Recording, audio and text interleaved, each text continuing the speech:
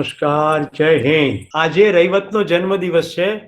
રૈવત આજથી 6 વર્ષ પહેલા પહાડોમાં આવ્યો હતો અને એના જન્મદિવસની ઉજવણી બહુ વિશેષ રીતે ટ્રેનથી શરૂ થયેલી અને પાછા ફર્યા ત્યાં સુધી ચાલી. પણ 14,000 ફૂટની ઊંચાઈએ એને આ કેપ ગિફ્ટ આપવામાં આવી હતી, જે અત્યારે પહેરીને અહીંયા બેઠો છે. તો રૈવતને હું કહું કે એની ખુશી વ્યક્ત કરે. બોલ ભાઈ. જી સર, જય હિન્દ સર. જય હિન્દ. જી સર, ખુશી તો આજે ઘણી બધી ખુશી થઈ રહી છે. મને બહુ જ ખુશ છું આજે. ને મેં તમને આપને જેમ કીધું કે મેં ટોપી જ્યારે મને આ યાદ આવીને મેં ગોતી અને મેં એ દિવસે જે મને ખુશી હતી એ ખુશી મને આજે પાછી મળી ને મને એટલો હું ખુશ થઈ ગયો કે એટલે મને આજે એક વસ્તુનો જે આપણે અહેસાસ થયો, તમે જે આપણે ઇન્ટરપર્સનલ રિલેશનમાં શીખ્યા છે કે જોડે હોવું કદાચ અનિવાર્ય નથી, પણ જે આપણે એ વખતે જે ફિલિંગ હતી અને એ ફિલિંગ મને આજે પાછી ફીલ થઈ. અને જ્યારે હું એ આંતરિક મને આનંદ જે મળ્યો, એટલે આજે બી હું એ બધા મિત્રોને યાદ કરું છું કે જે મારી જોડે હતા ને આપણે જે જોડે આનંદ કર્યો હતો, મસ્તી જે રીતના સેલિબ્રેશન કર્યું હતું.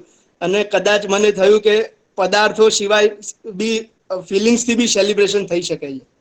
બહુ સરસ, ખૂબ સરસ, વેરી ગુડ. સાહેબ, આપનો સાહેબ ખૂબ આભાર છે. Very good. બધા મિત્રોને મારે એ કહેવું છે કે રૈવત પ્રથમવાર આવ્યો પછી એણે માઉન્ટેનનો રસ્તો પસંદ કરી લીધો, કોર્સ કર્યા અને હવે માઉન્ટેન સોલ નામનું નાનકડું ગ્રુપ ચલાવે છે. છેલ્લા 3 વર્ષથી હિમાચલ બધાને લઈ જાય છે. બાઇક ઉપર પણ એ લોકો એક્સપિડિશન કરે છે. ગુજરાતમાં 3, 4, 5 વાર વર્ષમાં જાય છે. એટલે મેં બાળકોને એમ કહ્યું હતું કે ભાઈ, હું આ વર્ષોથી કામ કરતો આવ્યો છું, આ પરંપરા આગળ ચાલવી જોઈએ. તો એ પરંપરા રૈવત, એની સાથે રાજુ ભાટિયા છે સુરતથી, પણ જાણે કેમ રાજુ જોડાતો નથી વેબિનારમાં, પણ રાજુ, રાજવી આ બધા લોકો સાથે હતા અને રાખીબેનનો દીકરો દેવીએમ પણ સાથે હતો. એટલે ખૂબ બધું સરસ મજાનું ગ્રુપ થયું હતું.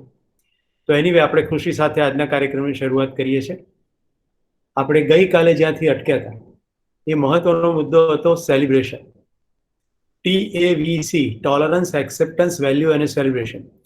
ક્વિકલી તમને યાદ દેવડાવી દઉં તો કોઈ પણ વ્યક્તિ આપણી જિંદગીમાં પ્રવેશ કરે છે એની પહેલાં આપણે એનાથી સંબંધિત તો છીએ, પણ આપણે હવે એ સંબંધને ઓળખવાનું શરૂ કરીએ છીએ. એનું સ્વરૂપ ગમે તે હોઈ શકે, ભાઈ, બહેન, મિત્ર, પતિ, પત્ની, પુત્ર, પિતા, આ વિવિધ પ્રકારના સ્વરૂપો છે. એ સ્વરૂપને ઓળખ્યા પછી એ માણસ આપણા જેવો તો નથી જ, કારણ કે પૃથ્વી પર આપણા જેવું બીજું કોઈ નથી. આપણે બધા યુનિક છીએ. એટલે આમ મજાકમાં કહેવું હોય તો એક આઈટમ છે, રાઈટ? એટલે કે તું એ તો સાવ આઈટમ છે, તો એવું કહેવું જોઈએ કે હું બી એક આઈટમ છું. એટલે બધા એક આઈટમો જ છે. અને આમ જોવા જાવ તો કુદરતે ફૂલોનો ગજરો બનાવે છે, પણ આપણે તો પોતાની જાતને એમ માનીએ કે બધા ગુલાબના ફૂલ જ સારા, 12માસી તો જરાય ના ચાલે. અને ટગરીમાં તો બહુ ફૂલો આવે, એટલે એની કરતાં રેર ફૂલો આવે એવો ઓર્કિડ જ સારા. આ આપણી તકલીફ છે. કુદરતની અંદર બધું વ્યવસ્થિત છે.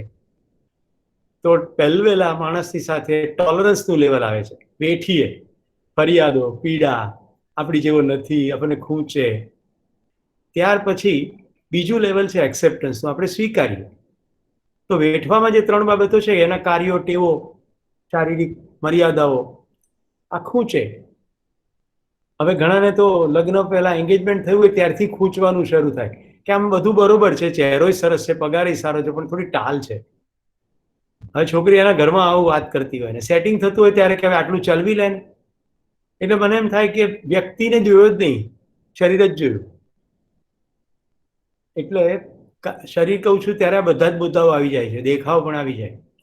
પછી બીજો આવે છે વિચાર. તો વિચારના સ્તરે ખૂંચતું હોય પછી વિચાર સ્વીકારી લઈએ. પછી વિવિધ પ્રકારની લાગણીઓનું ડેમોન્સ્ટ્રેશન, જેને આપણે બહુ મોટા અર્થમાં સ્વભાવ કહીએ છીએ, જે સાચો શબ્દ નથી. તો છતાં આપણે અત્યાર પૂરતું ચલવી લઈએ કે બહુ ગુસ્સાવાળો સ્વભાવ છે, બહુ તીખો સ્વભાવ છે, ગરમ તવો છે, વાત વાતમાં ચીડાઈ જાય, અથવા બહુ ના બોલે, રાઈટ? કોઈ વાતમાં ઉત્સાહ ના લે, કશું એને ગમે નહીં. આવા બધા આપણા સ્ટેટમેન્ટ્સ હોય છે. તો ટોલરન્સમાંથી એક્સેપ્ટન્સમાં સ્વીકારી લઈએ. ત્રીજા લેવલે વેલ્યુ. જો આપણી અંદર માનવીય વિકાસ થાય તો આપણો પોતાનો ઉંમર વધતા વિકાસ થવો જોઈએ.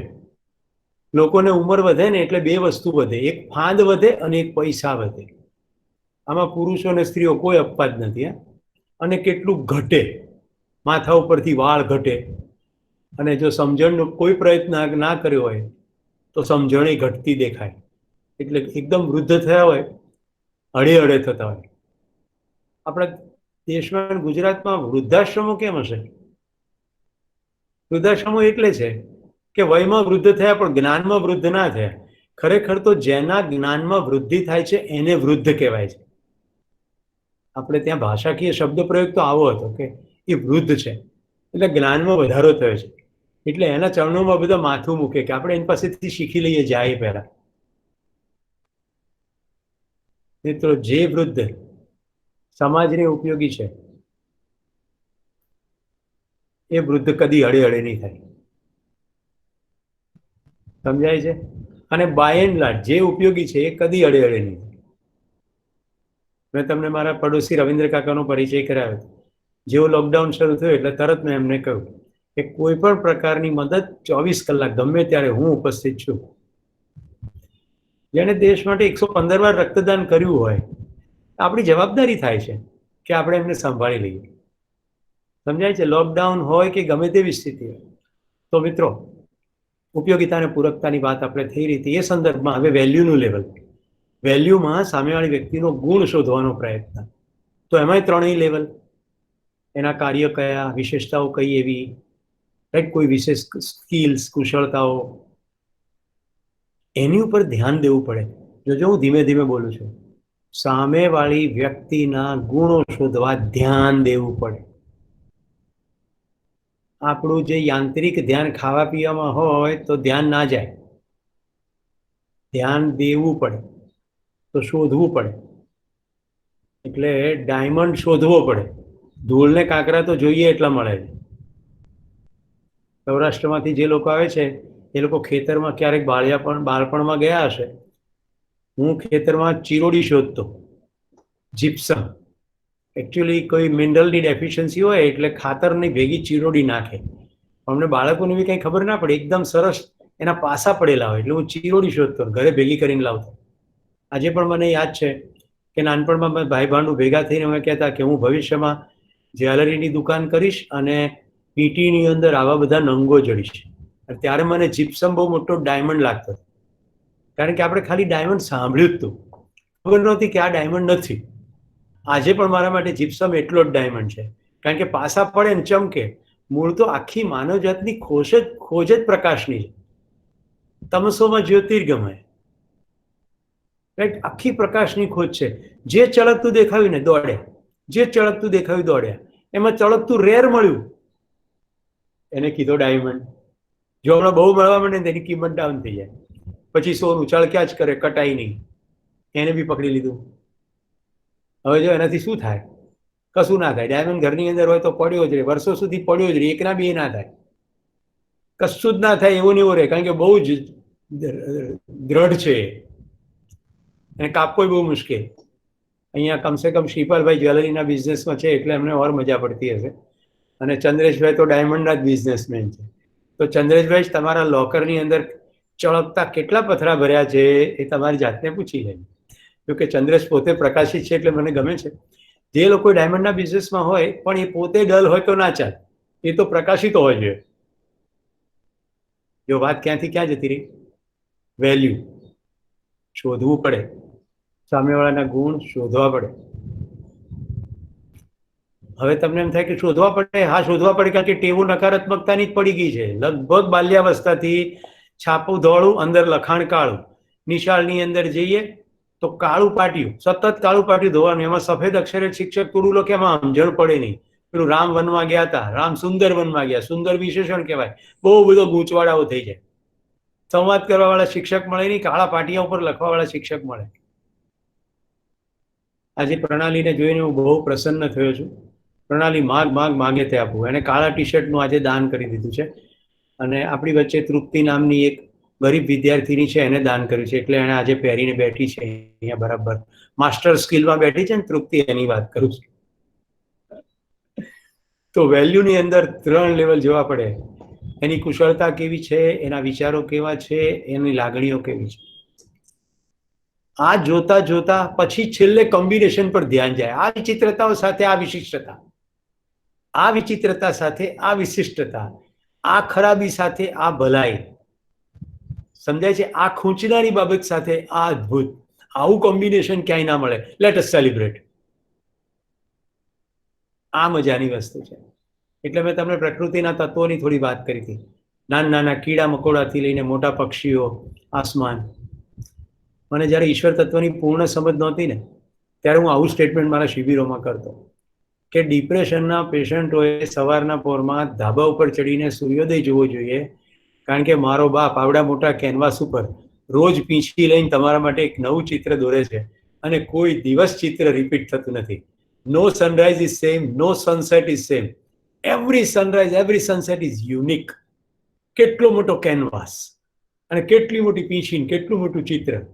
અને આપણે વળી આમ જ્યાં જહાંગીર આર્ટ ગેલેરીનું એક્ઝિબિશન જોવા જઈએ, પછી અંદર અંદર વાતો કરીએ, આમ સુષ્ટુ વાતો કરીએ, આ કેટલું સરસ પેઇન્ટિંગ બનાવ્યું છે. હવે કંઈ જ ખબર ના પડી હોય. મોડર્ન આર્ટમાં તો ચિત્રકાર કહે ને ત્યારે જ ખબર પડે કે આમાં શું છે. 2 લીટા ઊભા હોય, 2 લીટા આડા હોય, 2 લીટા નીચે ત્રાંસા હોય. આપણે ચિત્રકારને પૂછીએ આ શું છે, તો કે ત્રાંસા લીટા એ સમંદરના મોજા છે, આ નીચેની તરફ જતા મોજા છે, અને ઉપરની તરફ જતા મોજા છે. આ પૃથ્વીથી ઉપર આકાશમાં જવાનું ઉર્ધ્વગમનનો ખ્યાલ છે.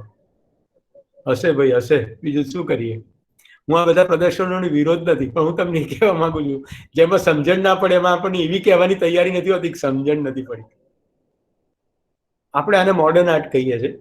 અને આજે અદ્ભુત આર્ટ, જો રૈવતની ટોપી જુઓ, રૈવતની ટોપીની અંદર જે ભરતકામ છે, આપણી હિમાચલની બહેનો આખા શીતકાળની અંદર બેઠી બેઠી સતત હેન્ડલૂમ ઉપર આ વિવિંગ કરે છે, અને આખી હેન્ડલૂમ પર ચાદર વણાય છે, એમાંથી પીસીસ થાય, એ પીસીસમાંથી ટોપી બને, પછી થેલાઓ બને. હમણાં ગુજરાતની અસર હેઠળ કેડિયાઓ પણ બનવા માંડ્યા છે, પણ મુખ્યત્વે હિમાચલી કેપ બને. એટલે આ બહેનો એમના પતિઓ માટે જેકેટ બનાવે, અને કેપ બનાવે, ધાબળા બનાવે, પોતાના માટેના પણ આખા આવી જ ડિઝાઇનના પહેરવેશ બને હિમાચલના. તો આખા શીતકાળની અંદર એમની પાસે કેટલું બધું ગૂંથણ કામ છે, એની અંદર પોતાની બધી કલા વ્યક્ત કરે. આ લોકો નિરક્ષર છે. જો નિરક્ષર હોય, ઇલિટરેટ અને અનએજ્યુકેટેડ બે સેમ વસ્તુ નથી. હા, હું નિરક્ષર બોલી રહ્યો છું, અશિક્ષિત નથી બોલી રહ્યો. આ બધા શીખેલા છે, પણ એ કુશળતાઓ શીખેલા છે, આંકડા અને અક્ષરો નથી શીખ્યા. તો મિત્રો, ધીસ ઇઝ લાઈફ સેલિબ્રેશન. હવે આપણે એ જગ્યાએ પહોંચ્યા છીએ જ્યાં સેલિબ્રેશનની આડે શું આવે છે એ સમજવું જોઈએ. સ્કિલના પ્રેઝન્ટેશન ઉપર લઈ જાઉં છું. મિત્રો, ખૂબ ઊંડા વિચાર કરતા કરતા મેં આજની સ્લાઇડો બનાવી છે. જો મેં થોડો ફરક કર્યો છે સ્લાઇડમાં. વોટ કમ્સ બિટવીન રિલેશનશિપ, સંબંધ ક્યાં હે જોયું હતું. સંબંધ કે બીચ મેં આતા ક્યાં હે, તો સૌથી પહેલું તો સમગ્રતાનો અભાવ ને સંપૂર્ણતાનો અભાવ. તો ઘરની અંદર હું એક પરિવારનો અંગ છું, અને હું એક મહત્વનો વ્યક્તિ છું. એવા જ પ્રત્યેક વ્યક્તિ મહત્વના છે. આ સમગ્રતાનો ખ્યાલ છે. એવું જ સમાજનો અંગ તરીકે હું પરિવારમાં છું. એવી જ રીતે આખી વસુધૈવ કુટુંબકમ, આખી માનવતાનું હું એક અંગ છું. આ છે સમગ્રતા. તો સમગ્રતાનો અભાવ હોય તો સંબંધમાં મોજ ના પડે. પછી સંપૂર્ણતાનો અભાવ, એટલે એકબીજાને ઉપયોગીને પૂરક કેવી રીતે થવું. તો હું મારા પરિવારમાં કેવી રીતે ઉપયોગીને પૂરક થાઉં, પડોશીને કેવી રીતે થાઉં, સમાજમાં કેવી રીતે થાઉં, સમગ્ર માનવજાત માટે કેવી રીતે ઉપયોગીને પૂરક થાઉં. આવી સ્પષ્ટતા ના હોય તો પણ પ્રોબ્લેમ. તો ધ્યાન રાખવાનું છે હવે 2 ડાયમેન્શનનું. આદાન પ્રદાનનું તો રહેશે જ, એની તો આપણને ટેવો છે. દરેક વખતે પ્રશ્ન પૂછવાનો છે કે મારી ઉપયોગિતા અને પૂરકતા સિદ્ધ થઈ રહી છે.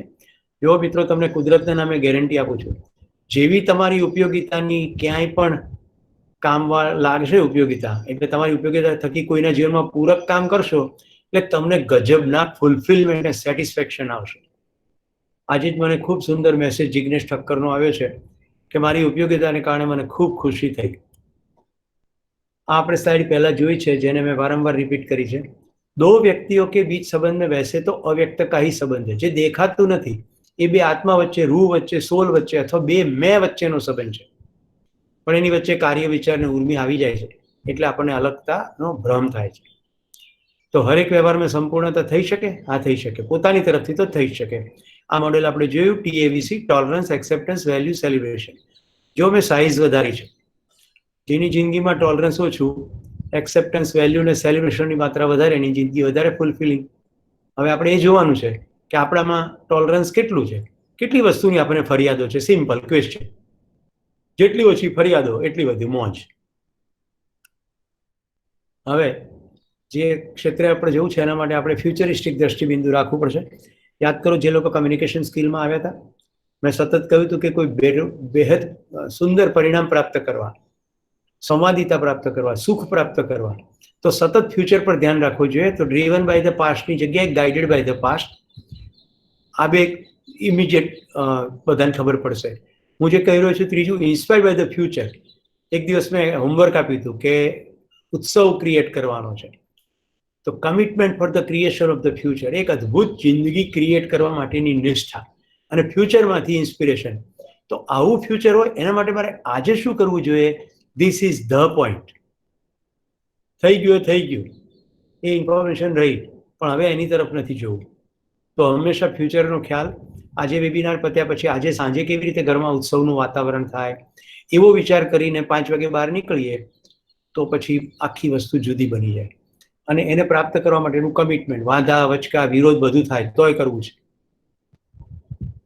હવે સૌથી મોટી બેરિયર, આ તો બધાને તરત બધી થઈ જશે, વાદ વિવાદમાં આપણે અટકી જઈએ છીએ. કોણ સહી અને કોણ ગલત, આ જ આખો મુખ્ય એજન્ડા છે. એમાં મોટે ભાગે હું સાચો છું અને તમે ખોટા છો. સામે પણ આવું જ હોય, હું સાચો છું અને તમે ખોટા છો. અહીંયા આપણે અટકી જઈએ છીએ. અને આનું મોટું સોલ્યુશન છે સંવાદ. હવે મિત્રો જોજો, વાદ અને વિવાદમાં 2 પ્રશ્ન છે, કે છે એક જ, આમ તો એક સિક્કાની 2 બાજુ.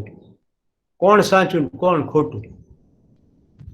જ્યારે સંવાદની અંદર શું સાચું અને જો ખોટું કરવાનું હોય તો શું ખોટું. 3 શબ્દો. વાદ એટલે કોઈક મુદ્દો રજૂ કર્યો, વિવાદ એટલે આ મુદ્દો સાચો નથી એવું કહેવાને બદલે આ તમે સાચા નથી એવું કહેવું. જો મુદ્દો છે એની ઉપર ચર્ચા થાય તો સંવાદ થાય. વ્યક્તિ જ ખોટો છે જે રજૂ કરે છે એની ઉપર ચર્ચા થાય કે તને ખબર નથી પડતી, તું તો આવો છે, તારું તો મને જ આવું છે, તો પછી વિવાદ થાય.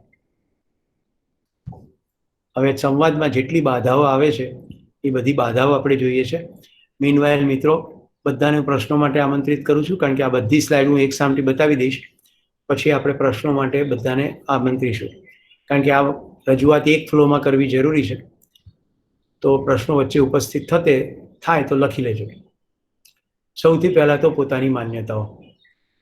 હવે માન્યતાઓ કેવી રીતે બને?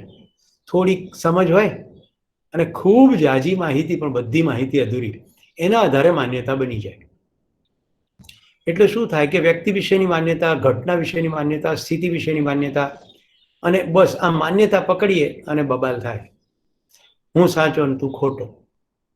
જો પોતાની અંદર ડોક્યુ કરીએ તો ખબર પડે કે આપણી સમજ જ વિષય વચ્ચે પૂરી નહોતી. કેમ? કારણ કે માહિતી પણ અધૂરી હતી.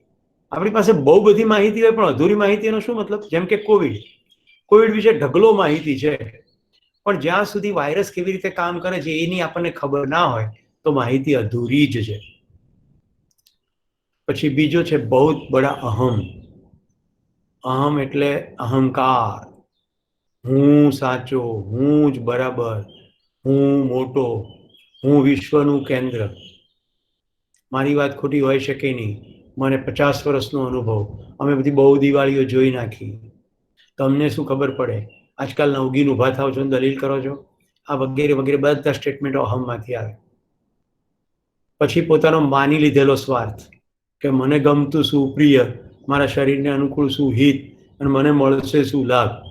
પ્રિયમાં સેન્સીસની વાત છે, હિતમાં આખા શરીરની વાત છે, અને લાભની અંદર મને મળતો કોઈ દલ્લાની વાત છે. તો જે માની લીધેલો સ્વાર્થ છે એ વચ્ચે આવીને ઊભો રહે કે ભાઈ આપણે આપણું કરી લો. અમને પહાડોમાં બહુ અનુભવ થાય, તંબુની અંદર 6 ને રાખીએ ને તો આ સ્વાર્થનું વલણ તરત દેખાય. લોકો છે ને તંબુમાં વચ્ચે સુવાની કોશિશ કરે. જેવો તંબુ એલર્ટ થાય ને એટલે પહેલા આવેલા હોય એમાં જો આવું વલણ ધરાવતા હોય, કશું શીખ્યા ના હોય અથવા બહુ ના શીખ્યા હોય, તો એમને ખબર હોય કે ચેઇનની પાસે આવન જાવન થાય, લોકો પેશાબ કરવા ઊંચે નીચે થાય, ચેઇન ખોલે એટલે બહાર તો ઠંડી હોય, તંબુમાં ચેઇન બંધ કરી દે પછી તંબુ ઉફાળા થઈ જાય આપણા પોતાના શરીરની ગરમીથી. એટલે એ વચ્ચે પોતાની પથારી કરે. અને કોઈને એવી ખબર હોય કે બે બાજુ ચેઇન છે પણ આ બાજુ જ રસ્તો છે, પેલી બાજુ નથી, તો છેડે જતા રહે. આ થયું પોતાના શરીરના સંદર્ભમાં પ્રિય કે હિત. લાભ, કશુંક ઇનામ મળવાનો હોય એના માટે ભાગ લે, રાઈટ? એના માટે બીજાનો ટાંટિયો કાપી નાખે. ઓફિસોમાં પણ બહુ આવું થાય, બીજાનો હક ડૂબાડીને આગળ જવાનો પ્રયત્ન. સરકારી તંત્રમાં બહુ આવું થાય, પ્રમોશન માટે બધા પ્રકારની સિફારશો કરે, મિત્રતાનો સંબંધ તોડી નાખે અને આગળ જતા રહે. જો આપણે જોઈ રહ્યા છીએ સંવાદમાં જે બાધાઓ આવે છે, આ સંવાદ શબ્દ કેમ છે? કારણ કે મેં અગાઉ કહી દીધું છે, સંબંધ, સંવાદ, સંવાદિતા, સુખ. આપણે ગયા એપિસોડમાં જોયું છે. એટલે સંવાદ, જે લોકો કમ્યુનિકેશનની અંદર હતા એ લોકો જોઈ શકશે કે આમાંના કેટલાય મુદ્દાઓ કમ્યુનિકેશનની અંદર જરા જુદી ભાષામાં વ્યક્ત થયા છે. સામને વાલે વ્યક્તિ કે સમગ્ર જીવન કો નહીં દેખના. હવે તમારી સામે કોઈ ભૂમિકા ભજવતું હોય, એનું જીવન સમગ્ર નથી, એની ભૂમિકા જ તમારી સામે છે. એના પછવાડે તો કંઈ કેટલી પીડાઓ હોય, કંઈ કેટલી સમસ્યા હોય, ના કહેવા જેવું હોય. મારા એક મિત્ર થયા, એ મિત્રએ કહ્યું કે સુરેશભાઈ, બહુ ડૂમો ભરાયો છે અને એવી વાત છે કોઈને કહેવાય એવી નથી, પણ મને એમ લાગે છે કે તમને હું કહીશ તો હું હળવો થઈશ. મેં કીધું કહો. એમણે મને આખી વાત, એનું હૃદય ખોલ્યું. વિદેશની અંદર દીકરીનું વ્યભિચાર કર્યું, કોઈ કાળક્રમે વિદેશ જવાનું થયું તો દીકરી સાથે ગયા. જેના સાથે વ્યભિચાર કર્યું હતું એ લોકોના ઘરે જ મહેમાન થયા. હવે ઇન્સિડન્ટલી એમને તો પ્રવાસનું આયોજન હતું, પણ જેમને ત્યાં મહેમાન બન્યા બીજે દિવસે લોકોને ઘર શિફ્ટ કરવાનું હતું અને 3 દિવસ સુધી આ લોકો એમના ઘરે જ મહેમાન હતા. એટલે એમ કહ્યું કે ચલો સરસ, અમારો પ્રવાસ પણ 3 દિવસ પછી છે તો આપણે બધા સાથે મળીને ઘર શિફ્ટ કરીએ. આ ઘર શિફ્ટ કરવાની પ્રક્રિયાની અંદર જે છોકરા સાથે વ્યભિચાર કર્યું હતું એ છોકરો અત્યંત સ્ત્રૈણ પ્રકૃતિનો છે એવું ખબર પડી ગઈ. છોકરો ને છોકરી મળે જ નહીં, વાત કરવાની કોશિશ પણ ન કરવા દે, એને સંતાડી રાખે, બધા જ પ્રકારના સ્ત્રૈણ હાવભાવ. અને ઇન્સિડન્ટલી છોકરી જોઈ ગઈ છોકરાને રાત્રે જ કઈ મૂવમેન્ટ દરમિયાન સંપૂર્ણ છોકરીના કપડામાં. પછી બધો ઘટસ્ફોટ થયો. ત્યાં તો ન થયો, મહેમાન તરીકે હતા એટલે કશું બોલ્યા નહીં, નીકળી ગયા. પછી તપાસ કરી એટલે ખબર પડી કે બસ આ સાજિશ હતી પરણાવી દેવાની. હવે સમાજમાં જેનું જાહેરમાં સ્થાન હોય એ વ્યક્તિ પોતાની આ વાત, પીડા કહી પણ નહીં શકે. તો એ વ્યક્તિ જ્યારે આપણી સામે આવે, આપણને એનું સમગ્ર જીવન ખબર નથી, એ પીડિત હોય અને આપણે અમુક રીતે એની સાથે વર્તાવ કરીએ તો સમાજમાં આ બાધા છે. સમગ્ર જીવન જોવું પડે અને એના માટે સંવાદ કરીએ વધુ ને વધુ, એટલે વધુ ને વધુ સારો સંવાદ થતો જાય. એના માટે ઇન્ક્વાયરી, ક્વેશ્ચન્સ, ધીરજ, નિરાત, કોઈ પૂર્વગ્રહ વગર સાંભળવું. 5મો મુદ્દો છે સામને વાલે વ્યક્તિ કે ગુણ વિશેષ કે પ્રતિ બેધ્યાન.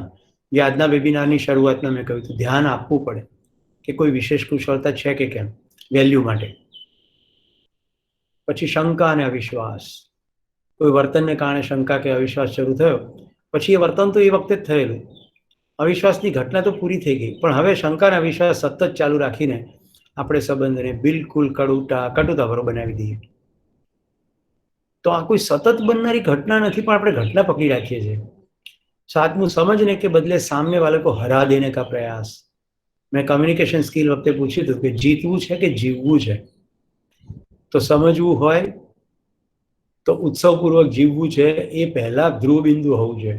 તો સામેવાળાને તર્ક કરી હરાવી નથી દેવો.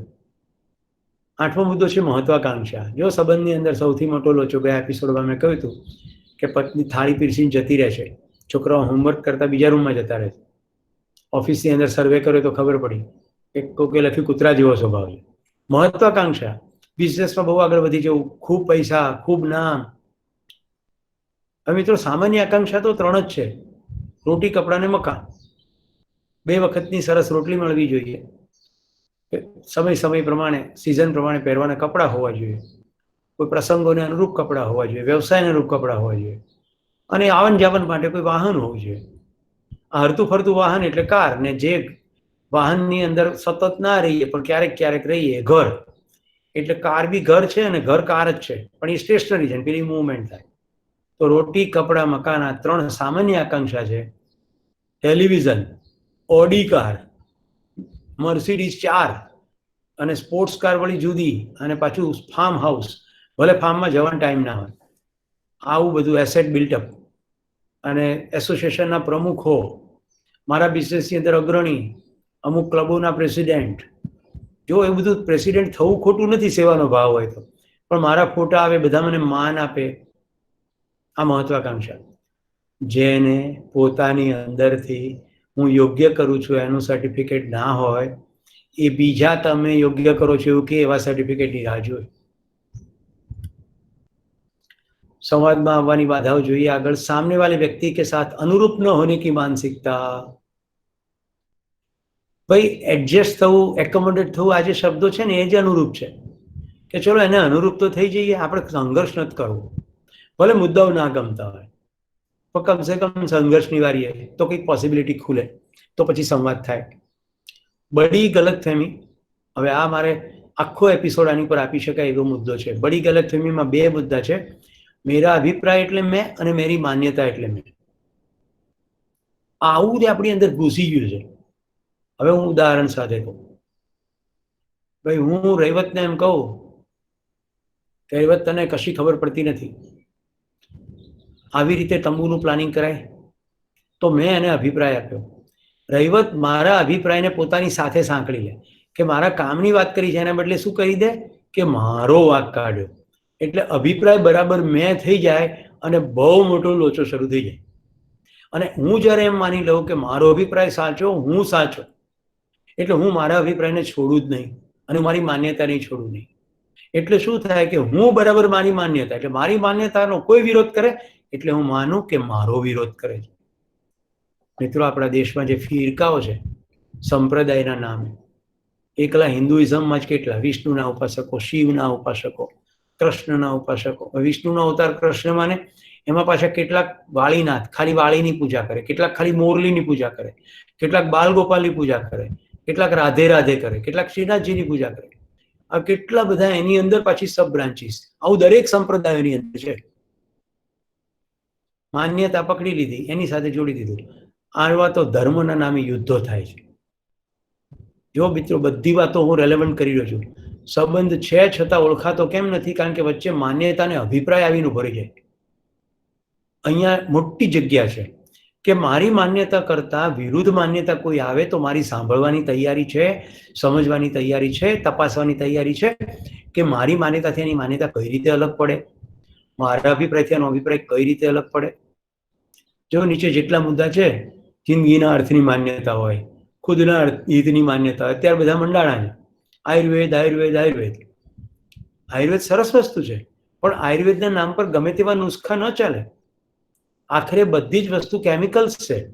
શરીરની અંદર કોઈક નિશ્ચિત માત્રામાં જાય તો એનો બેનિફિટ થાય. તમે બધા સમજી શકશો કે મીઠું થોડીક માત્રામાં હોય તો શાક સ્વાદિષ્ટ બને, એનાથી વધુ માત્રામાં હોય તો જીભ જ ના પાડે કે અંદર ના જવા દઈશ, અને જો વધુ નાખી દીધું મીઠું તો જાડા થઈ જાય, કારણ કે ઇટ્સ એ કેમિકલ.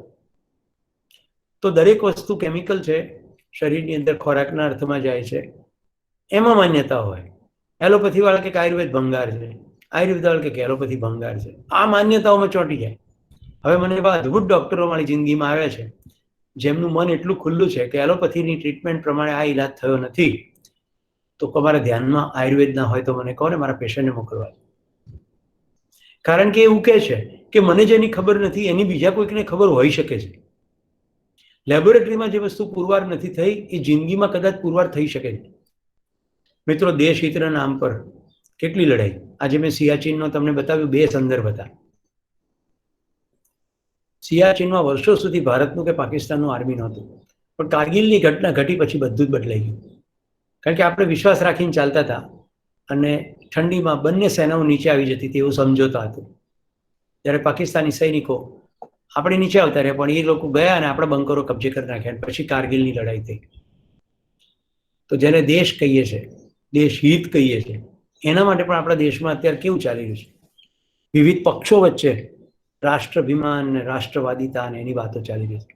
મેં અગાઉ સ્પષ્ટ કર્યું છે, ભારત એ જમીનનો ટુકડો નથી, ભારત એ જીવન મૂલ્યોનો સમૂહ છે. આવી સ્પષ્ટતા થાય તો મૂલ્યો ઉપર એકતા આવી શકે. છેલ્લે ધર્મ હિત, એકચ્યુઅલી સંપ્રદાય હિત કહેવું જોઈએ, કારણ કે સંપ્રદાયના જ ઇસ્યુઝ છે, ધર્મના ઇસ્યુ હોઈ શકે નહીં. આજે સમય રહે તો રાખીબેન મને યાદ કરાવજો, ધર્મની વ્યાખ્યા કરીશ. મારા વિચાર શ્રેષ્ઠ, બીજાના કનિષ્ઠ અથવા નેષ્ઠ. મારી પઢાઈ, મારો સંસ્કાર, મારી જીવનશૈલી. સાથે વર્ષો પહેલા આબુ એક મિત્ર આવ્યા હતા, ટ્રેકિંગમાં આવ્યા અમે તો બધાને ધર્મશાળામાં રાખીએ. ટ્રેકિંગમાં રફ અને ટફ હોય.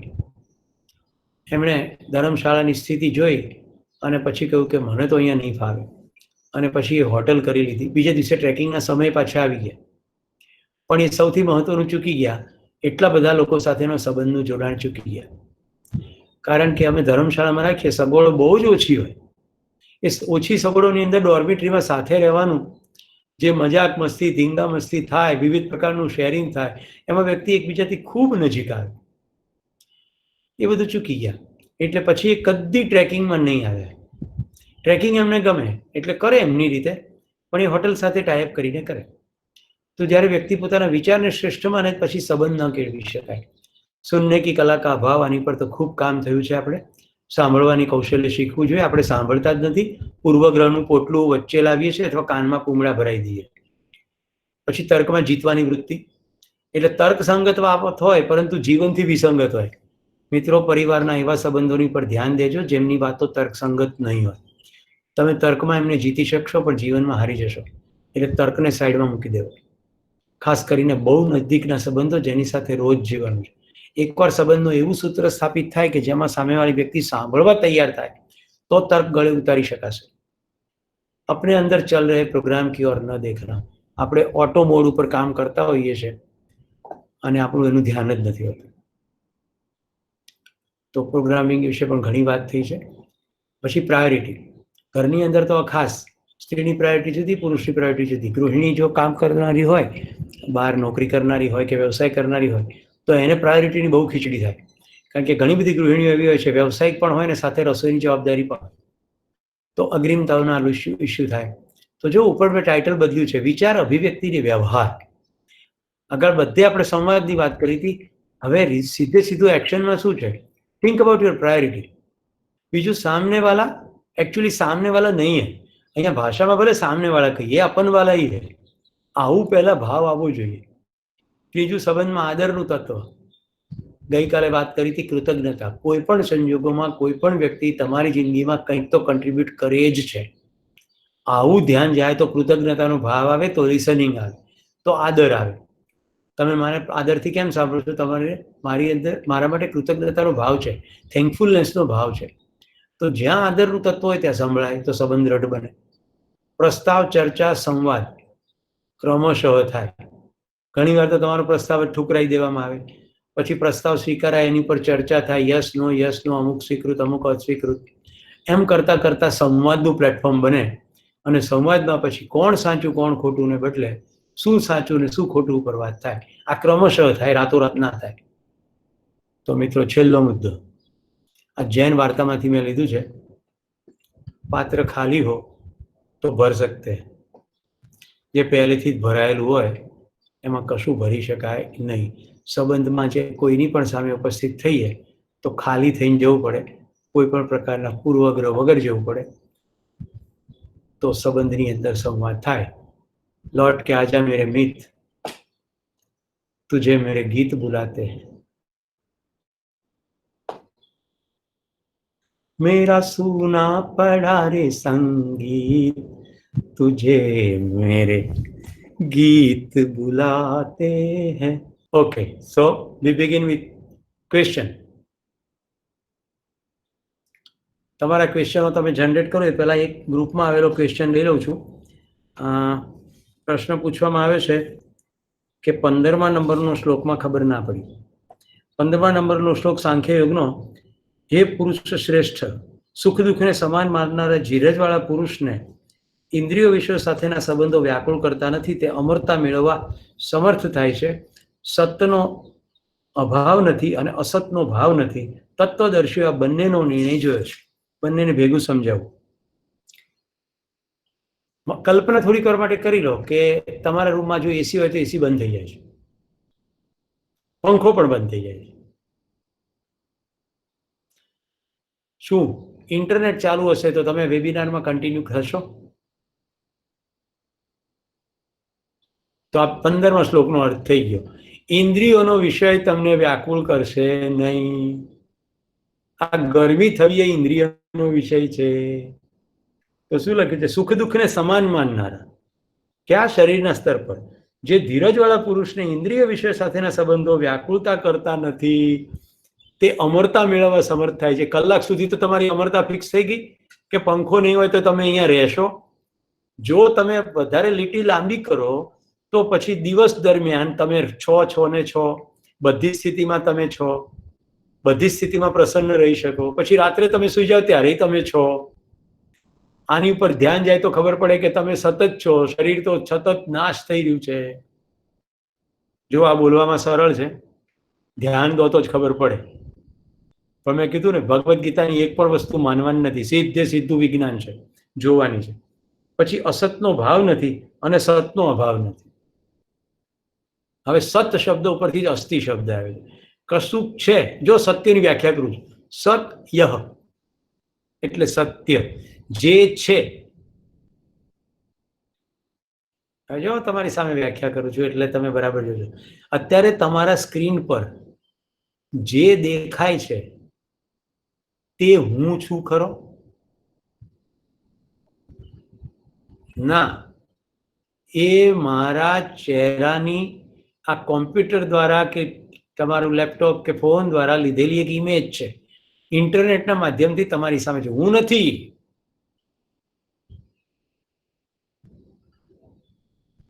ઓકે, એનો મતલબ એવો નથી કે હું નથી, હું છું. હું જે છું એનો તો અભાવ નથી, સતનો અભાવ નથી અને અસતનો ભાવ નથી.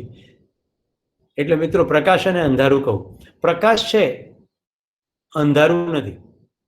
અંધારું એ શબ્દ પ્રયોગ છે, પ્રકાશનો અભાવ.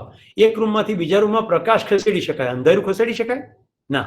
પ્રકાશ વધારે ઘટાડે કરી શકાય, અંધારામાં વધારે ઘટાડો થઈ શકે ના. તો પ્રકાશ જ છે, અસ્તિત્વમાં અંધારું છે જ નહીં, ખાલી શબ્દ પ્રયોગ છે. આવી જ રીતે અસ્તિત્વમાં ક્યાંય ઠંડક નથી, કેવળ ઉષ્મા છે. ઉષ્મા ઓછી વધતી છે. ઓછી ઉષ્મા હોય એને આપણે આપણી ચામડીના સંદર્ભમાં ઠંડી કહીએ છીએ, પણ આઈસની ઉપર ચાલવા વાળા પોલાર બેર છે, એમને ઠંડી લાગતી નથી, એમના માટે નોર્મલ ટેમ્પરેચર છે. એટલે ઠંડી રિલેટિવ છે, ખાલી ઉષ્મા છે, ઓછી છે, વધુ છે. ઉષ્મા વધારે ઘટાડી શકાય, ઠંડી વધારે ઘટાડે ના થઈ શકે. જો ઘરમાં ઠંડી જ્યારે તમે વધારો છો ત્યારે હકીકતે કરો છો શું? એસીની મદદથી ઉષ્માને શિફ્ટ કરો. અંદર ઠંડો પવન આવે છે, સાથે સાથે અંદરની ગરમી બહાર જાય છે. કોમ્પ્રેસર બીજું કશું જ નથી કરતું. એર કોમ્પ્રેસર આજ તો કામ કરે છે. સમજી ગયા? ચલો બધા મોટો કૂદકો મારવા, ફ્લાઇટ લેવા તૈયાર થઈ જાઓ. 2 સ્ટેટમેન્ટ ભેગા બોલીશ, પછી સીધા ટેક ઓફ કરીશું. અસ્તિત્વમાં અંધારું નથી, માત્ર પ્રકાશ છે. અસ્તિત્વમાં ઠંડક નથી, માત્ર ઉષ્મા છે. અસ્તિત્વમાં ક્યાંય દુઃખ નથી, માત્ર ઉત્સવ છે, સુખ જ સુખ છે. સમજણ પડી જાય તો સુખ જ સુખ છે, સમજણનો અભાવ એટલે દુઃખ છે. એટલે પહેલે દિવસથી સંબંધમાં મેં તમને સતત એવી કોશિશ કરી છે કે સંબંધ છે જ, છે જ, છે જ. એટલા બધા હથોડા મારે છે કે તમારું ધ્યાન થોડાક સંબંધો પર બી ખેંચાઈ જાય ને તમારી જિંદગીમાં જલસો ચાલુ થઈ જશે. એટલે એક બે જખા હશે ને એને કારણે જેટલું સરસ છે એનો વાંધો નહીં કરો. આજે હું બજારમાંથી પાછો આવ્યો તો એક ગાય ઉભેલી. હવે હું જ્યારે કારને મારા આ જંગલની અંદર લઉં તો મારે ઝાંપો ખોલવાનો થાય, ત્યારે મનમાં દરેક વખતે એમ થાય કે આ બધા લીલા છોડ છે અને ગાય ઘૂસશે તો ચરી જશે. એટલે મેં કાર બહાર રાખી, કારમાંથી ઉતર્યો, પછી ગાયની સામે જોયું. અને કાલે મેં તમને કીધું હતું ને, એટલે મેં કીધું ચલો પ્રયોગ કરવા દો. એટલે મેં બિલકુલ ગાયની સામે જોયું, બિલકુલ ઝાંપા ઉપર તૈયાર જ હતી. મેં કીધું, my dear guy, please don't come inside. તને જોઈએ તો હું ખાવાનું આપું છું, પણ તું અંદર ના આવતી. હું ધીમે રહીને કાર લઈ લઉં છું. ગાય પણ મારી સામે જોતી રહી અને હું કાર અંદર લઈ લીધી. પછી ગાય ના આવી. પછી મને ઓર એમ થયું કે ગાડી તો અંદર લેવાઈ ગઈ છે, હવે જોઈએ ગાય શું કરે છે, આવવાનો પ્રયત્ન કરે છે કે નહીં. તો થોડેક સમય ગાય મારી સામે જોયું, પછી મેં એની સામે જોયું, પછી ગાય બીજી તરફ જોવાનું ચાલુ કર્યું એટલું અંદર આવતો. અમારો એનો એજન્ડા પૂરો થઈ ગયો અને મારો એજન્ડા પૂરો થઈ ગયો. મેં તમને આવું કહીને એ ધ્યાન દોર્યું છે, ઘરમાં ડખા હોય ને તો પક્ષીઓ છે, પતંગિયાઓ છે, ગાયો છે, કૂતરાઓ છે, આસમાન છે, ઝાડ છે, આ બધું છે. સંબંધો બધે છે, સુખના બધે જ અવસરો છે. રાજેન્દ્ર શાહ, ભાઈરે આપણા દુઃખનું કેટલું જોર, નાની અમથી જાતક વાતનો મચવીએ ના શોર, ભાઈરે આપણા દુઃખનું કેટલું જોર.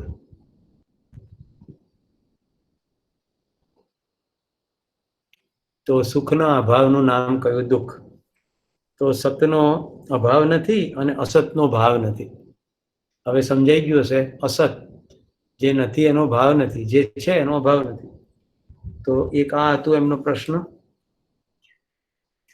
પછી બીજો એમનો પ્રશ્ન હતો 62, વિષયોનું ચિંતન કરતા. મારો પ્રિય શ્લોક, ધ્યાયતો વિષયાન પુંસ સંગસ્તેક્ષુપજાયતે સંગાત સંજાયતે કામ ક્રામાત ક્રોધો વિજાયતે ક્રોધાત ભવતિ સમોહ સમોહાત સ્મૃતિ વિભ્રમ.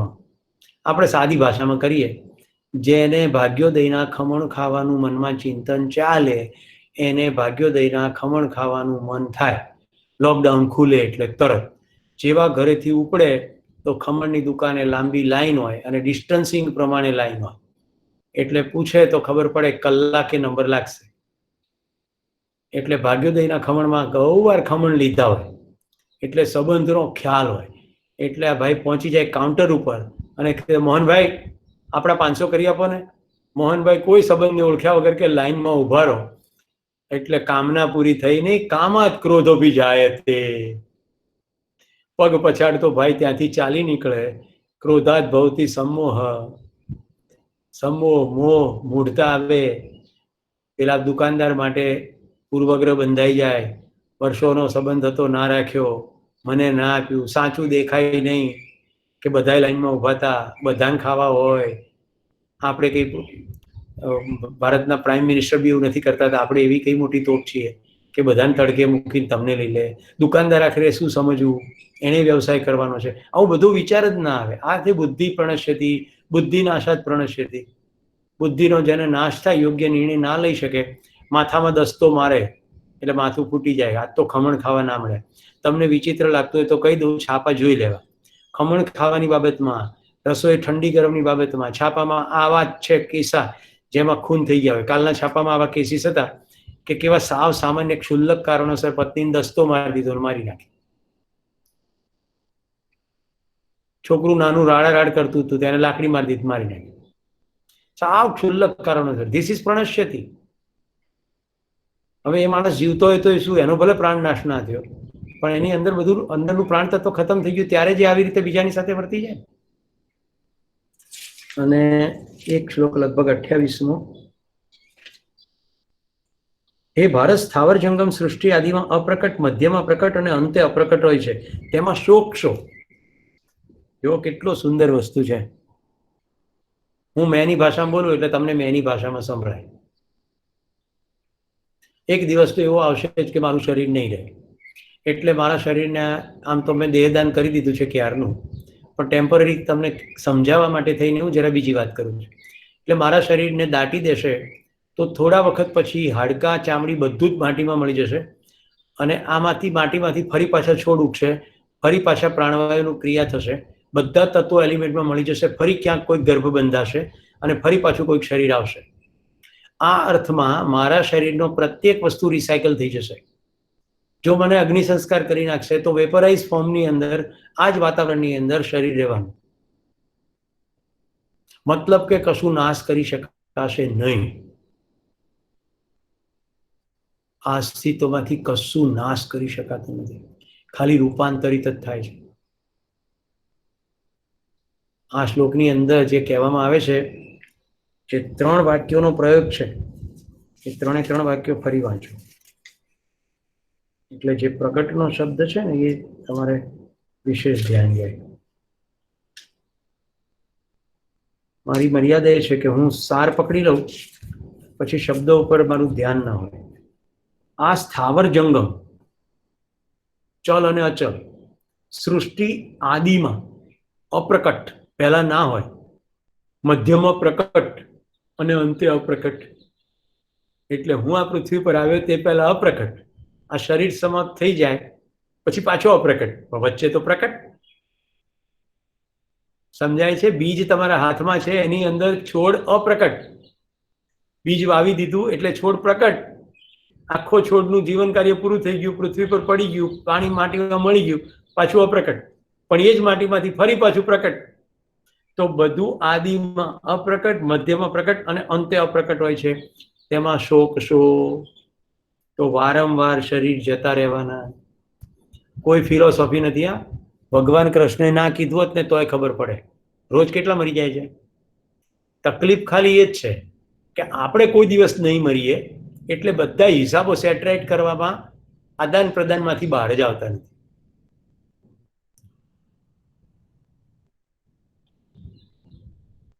આપણે નહીં મરીએ કારણ શું ખબર છે? આપણે જે છીએ ને એ તો નથી મરતા, પણ તકલીફ એ છે કે આપણે એને શરીર ઉપર ચોંટાડી દીધું. શરીર બી નહીં મરે એમ માનીને ચાલીએ. બધા પ્લાનિંગ એક્ઝેક્ટલી એ રીતના જ છે. ત્યારે કે કોઈ પણ ક્ષણે મરી જવાય. તો જીવન કેવી રીતે ગોઠવવું જોઈએ કે હમણાં મરી જઈએ તો તૃપ્તિ સાથે મરીએ, એવી રીતે ગોઠવવું જોઈએ ને. હવે એ ગોઠવવા માટે શું કરવાનું? મિત્રો, મહાભારતમાં એક સુંદર સંવાદ છે. પાંચેય ભાઈઓ તરસ્યા થયા છે, તળાવ પાસે જાય છે, ત્યાં યક્ષ બોલે છે, એક મારા સવાલનો જવાબ આપ, નહીં તો પથ્થરો બનાવી દઈશ. તો કોઈ માનતું નથી, બધા ક્રમશઃ પથરા થઈ જાય છે. છેલ્લે યુધિષ્ઠિર આવે છે અને યક્ષને કહે છે કે બોલ તારો સવાલ, હું તને જવાબ આપું.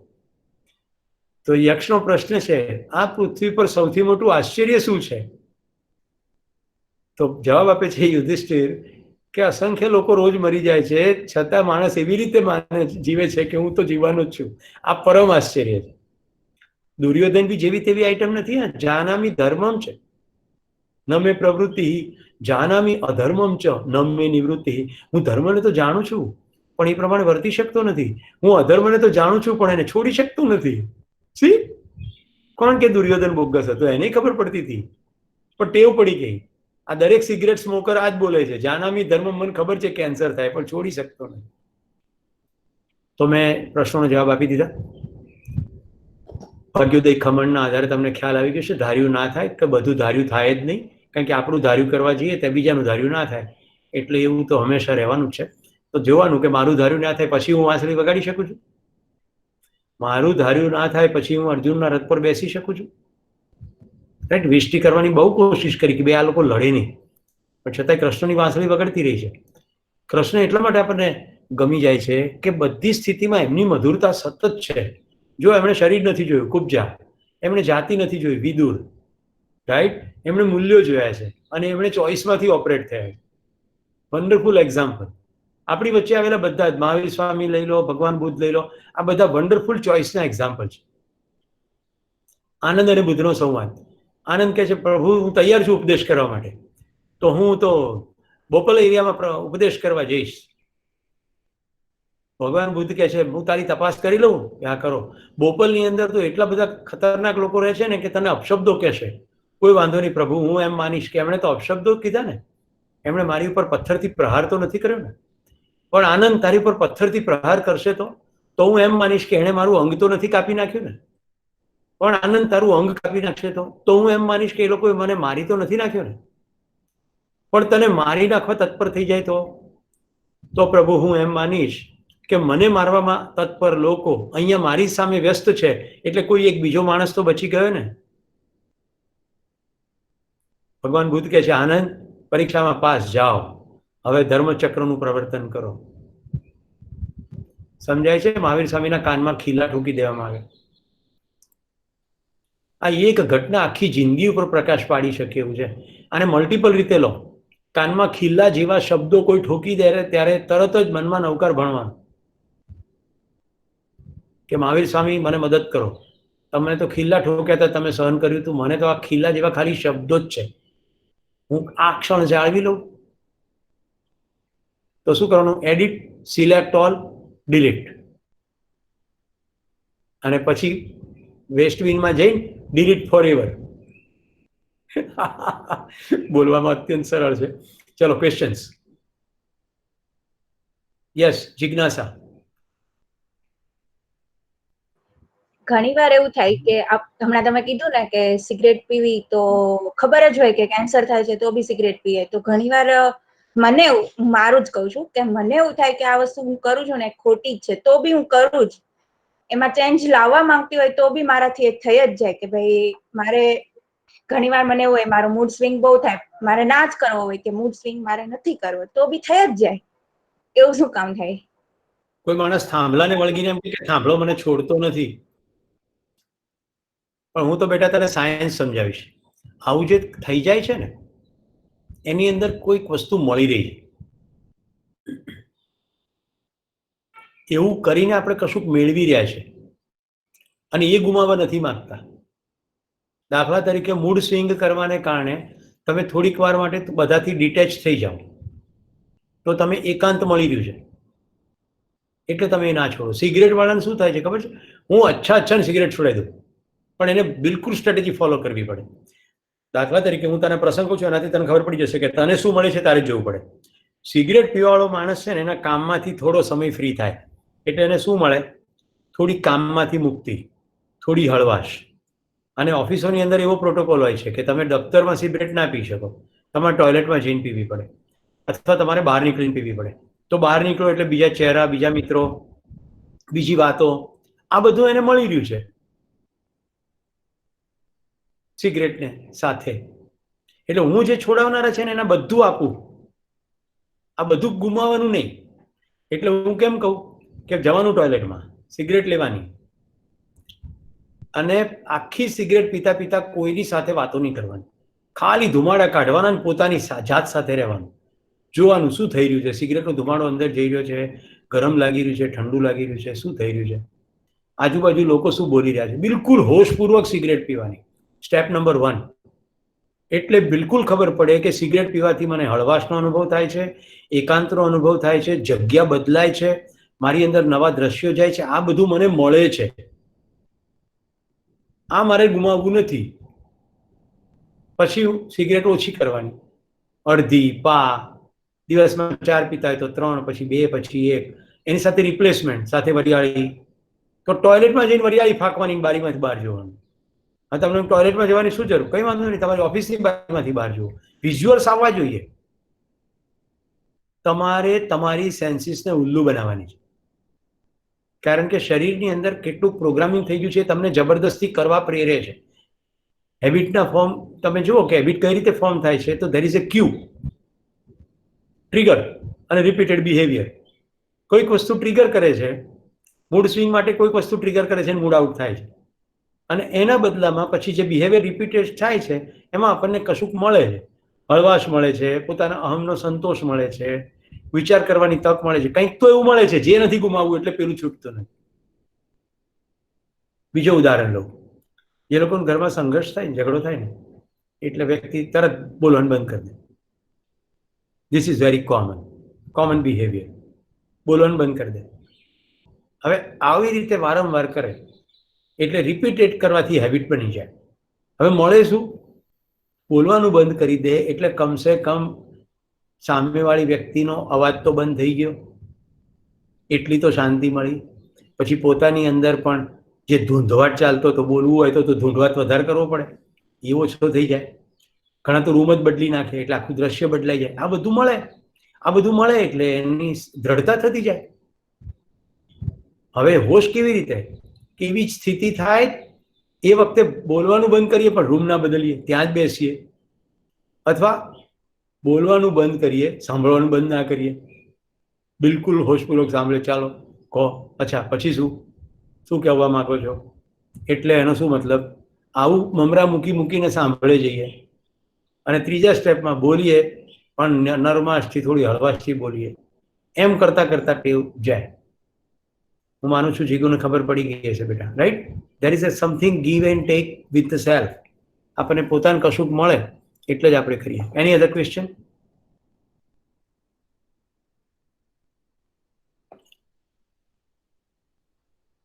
યસ શ્રીપાલભાઈ. હાજી સર, આપ જે હોશપૂર્વક બોલવાનું કહો છો, હોશપૂર્વક સાંભળવાનું કહો છો, એનો અર્થ એમ પણ થાય કે આપણે તટસ્થતાપૂર્વક સાંભળવાનું, પૂર્વગ્રહ વગર સાંભળવાનું, અથવા કોઈ પણ બાયસ વગર સાંભળવાનું? ઇઝ ધેટ હોશપૂર્વક સાંભળવાનું? એક્ઝેક્ટલી. આપણી પાસે રેફરન્સની ફ્રેમ સાંભળવાની શરૂઆતમાં હશે, પણ એને થોડીક વાર માટે સાઈડમાં રાખીએ અને સાંભળીએ. દાખલા તરીકે હું હમણાં ત્રીજો અધ્યાયના 2 શ્લોકનું અર્થઘટન કરું છું, રાઈટ? તમે આજે સાંભળ્યું, મેં નથી સંભળાવ્યો, અને તમે તમારી જાતે વાંચીને આવ્યા હશો તો વાત જુદી બનશે.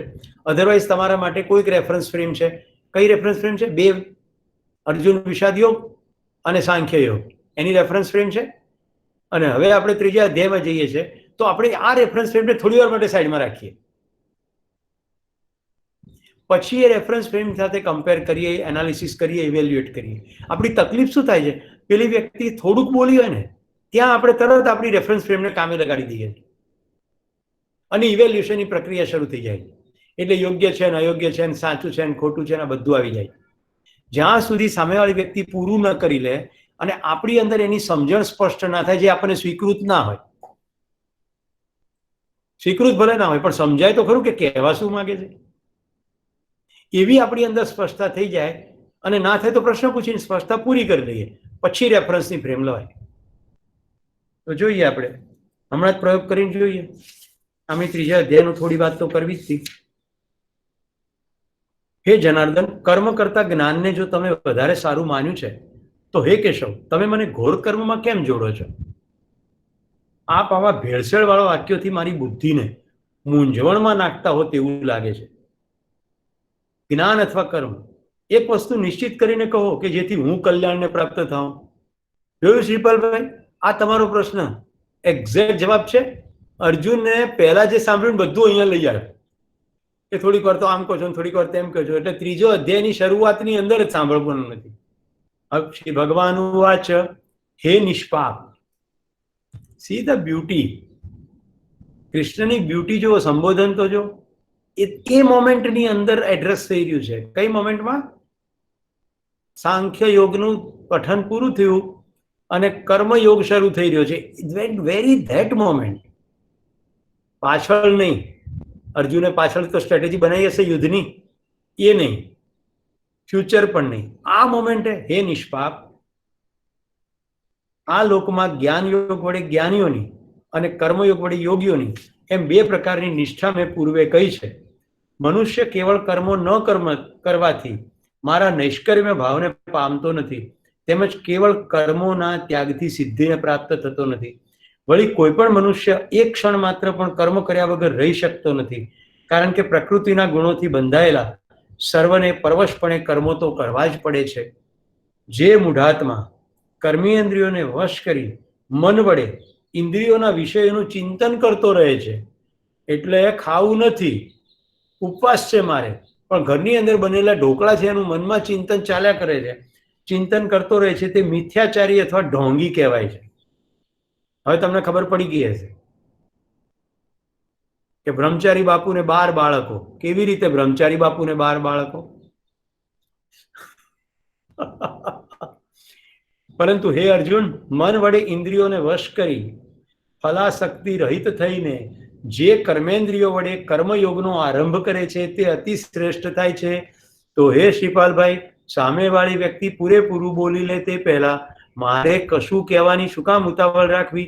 અને હું જ્યારે બોલવાનું શરૂ કરું ત્યારે કોઈ પૂર્વગ્રહ વગર હું બોલી રહીશ, પછી મને એનું શું ફળ પ્રાપ્ત થશે એની કોઈ ચિંતા સેવ્યા વગર, કોઈ પૂર્વગ્રહ લાવ્યા વગર, આ તો સમજશે જ નહીં એવું માન્યા વગર સમજાવવાના ભાવપૂર્વક વાત કરીએ. તું ઇન્દ્રિયો નિયમમાં રાખી કર્તવ્ય કર્મ કર, કેમ કે કર્મ ન કરવા કરતા કર્મ કરવું વધારે સારું છે, અને કર્મ નહીં કરવાથી તો તારો શરીર નિર્વાહ પણ નહીં થાય. તું ખાસે પીસે નહીં તો શરીર બી નહીં ચાલે. તો મિત્રો, આપણે અહીંયા અટકીએ આજે, કારણ કે આ કર્મયોગની અંદર પાછલા સાંખ્યયોગનો રેફરન્સ છે. આટલા શ્લોકની અંદર શું થયું? તારું કર્મ કર્યા વગર રહેવાનું નથી. આપણે હવે સંબંધના દાયરામાં જોઈએ. એક ઘરમાં રહો છો, ડખા થાય તો બોલ્યા વગર રહેવાનું. હરેશભાઈને કુટુંબમાં બધા દેખો એકબીજાની સામે છોડ્યો, પપ્પા ગમે તે કહી દે કે અંદર અંદર ડખા થઈ જાય બેનપણીઓ બહેનો વચ્ચે, તો એ રહેવાનું છે? હે જીગુ, મૂડ સ્વિંગ થાય તો આ ભૌમિક લમણે લખાયેલો જ છે, ફરી પાછું એની સાથે વાત તો કરવી જ પડશે, રાઈટ? જયશ્રીબેન ફુદીનાવાળી ચા ના બનાવે તો એ રજનીભાઈએ મુંદબંધ મુસ્કુરાતા રહેવું જ પડશે, ચાલશે જ નહીં, રાઈટ? અંકિત એવું કહીને ગયો તો કે ભરેલા ભીંડાનું શાક બનાવજે, અને ભાગ્યશ્રીએ મને નહીં ભાવતું ટીંડોળાનું બનાવી નાખ્યું. પણ અંકિતે મુસ્કુરાવું તો પડશે જ. તો કર્મયોગની અંદર પહેલા કહે છે કે નહીં કરવું એના કરતાં કરવું સારું. સેકન્ડથી કર્યા વગર રહી શકતો નથી. અને કરવાની પદ્ધતિ શું? તો કે ઇન્દ્રિયોના વિષયોને સાઈડમાં રાખીને કરવાનું. તો સંબંધના અર્થમાં ગમતું, ફાવતું, ભાવતું ના આવે તો એ સંબંધની અંદર ચોઈસમાં જવાનું. કેટલાને સમજણ પડી? ગમતું, ફાવતું, ભાવતું, અનુકૂળ શબ્દો, કાર્યો ના થાય તો પણ ચોઈસમાં જઈને સંબંધને જાળવવાનો. હવે સામેવાળો આવું નથી કે એ કે આપણા વેબિનારમાં આવે છે, પણ યાદ રહે સામેવાળો કોઈ છે જ નહીં, બધા આપણા વાળા જ છે. ખાલી ભાષા પ્રયોગ જ છે સામેવાળો. ઓકે, હવે આગળ ઉપર આવશે સ્વધર્મે નિધનમ શ્રેય પરધર્મો ભયાવહ. એટલે ધર્મની વ્યાખ્યા આજે કરી દઈએ અને યોગની વ્યાખ્યા પણ કરી દઈએ. યસ, રાખીબેને કંઈ પૂછવું છે? હા, પૂછો. સર, આપણે આ જે બી લિસનિંગ ની જે અલ્ટિમેટ આવે છે કે આપણે સંવાદ કરવાનું છે, અને એ સંવાદ કદાચ શક્ય નથી, તો સર જે રીતે એને ગ્રેસફુલી એક્સેપ્ટ કરવાનો છે, એમાં આપણે ચૂપ રહેવું જોઈએ કે બોલીને ચૂપ રહેવા, એટલે વાણીથી ઈ સ્વીકાર છે?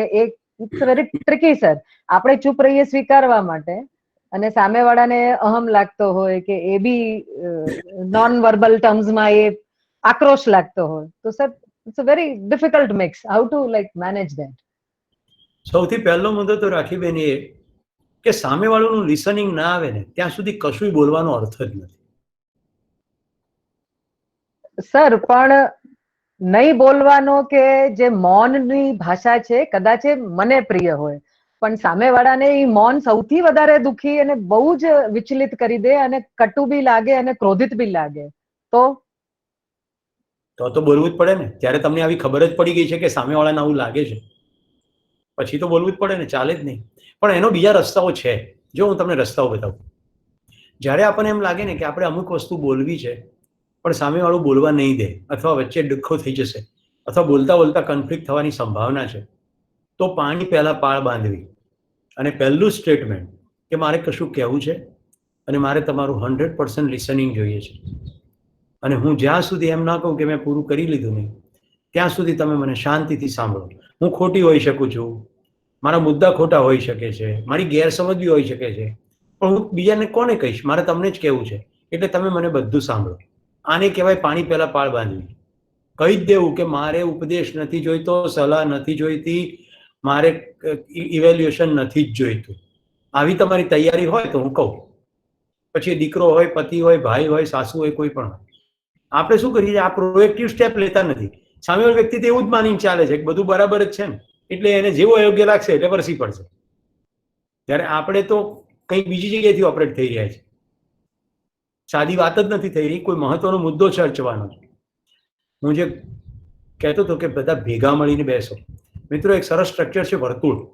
પરિવારની અંદર ઇસ્યુ થાય ને તો વર્તુળાકારમાં બેસવાનું. ખાલી ટેલિવિઝનની અંદર જ લાઈનમાં ઉભા રહીને ઝઘડા થાય. ટેલિવિઝનની સિરિયલ આવે ને, બધા મસ્ત મેકઅપ કરે ને બધા લાઇનસર ઉભા રહે અને લાઇનસર હાથ લાંબા કરીને ઝઘડા કરે. જિંદગીમાં તેવું થાય નહીં, પણ જિંદગીમાં ત્રાસા બાગા બેસે, મોઢા ફેરવી લે. વર્તુળાકારે તો બેસવું જ પડે. એટલે 4 જણા હોય તો ચારે એકબીજાને સરખા સંપૂર્ણ શરીરે જોઈ શકે એવી રીતે બેસવાનું, જેથી બોડી લેંગ્વેજની ખબર પડે. ઓકે, અને આ પાણી પહેલા પાળ બાંધવી. સેકન્ડ થિંગ, ઘણીવાર એવું બને કે કોઈક બીજી વ્યક્તિની હાજરીમાં તમે એને સરસ રીતે રજૂ કરી શકો, કારણ કે એની ઉપસ્થિતિમાં સામેવાળી પાર્ટી ઇરિટેટ નહીં થાય એની તમને ખાતરી મળે. જો કે કુટુંબમાં આવું જોવા મળે છે, કોઈક મહેમાન આવે ને ત્યાં એને સંભળાવવામાં, એટલે એને કહેવામાં એના પતિને સંભળાવવાનો કાર્યક્રમ ચાલતો હોય. સ્ત્રીઓ આવું કરતી હોય અને પુરુષો પણ આવું કરતા હોય. પત્નીને કશું સંભળાવવું હોય ને તો મહેમાનની સાથે વાત કરે અને જરા ટોન બદલીને વાત કરે એટલે પેલા સમજી જાય. પણ ત્યારે પત્ની કે પતિ રિસ્પોન્ડ નહીં કરે, કારણ કે ખબર છે મહેમાન છે. પણ હું એવું નથી કર્યું. હું તો એવું કહું છું, મેડિએટર, એને મધ્યસ્થી બનાવવાનું. કે મારે કેટલીક મહત્વની વાતો કહેવી છે, પણ વાત હંમેશા આડેપાટે થઈ જાય છે. તમે મધ્યસ્થી રહો, એટલે શું થાય કે તમે જે કીધું નથી ને એ સામેવાળી વ્યક્તિ સાંભળશે એવું બનશે. તો તમે કહી શકો કે જો મેં એવું કીધું હતું, તો મધ્યસ્થી કહેશે ના એવું નથી કીધું. મિત્રો, હું બહુ શાર્પ લિસનર છું, એટલે કહું, લોકો બહુ જ બધું જે આપણે નથી બોલતા ને એ સાંભળી લે. એટલે હું વચ્ચે વચ્ચે કહેતો હોઉં છું, હું જે નથી બોલતો એ તમે સાંભળી ના લેતા, તમારા મનનું મ્યુઝિક ના વગાડે. રાઈટ? મેં કીધું તું આપણે ભગવદ્ ગીતા વખતે જય શ્રી કૃષ્ણ કહીશું, પણ જય શ્રી કૃષ્ણનો મતલબ કૃષ્ણ સમજીએ તો જય શ્રી કૃષ્ણનો મતલબ છે.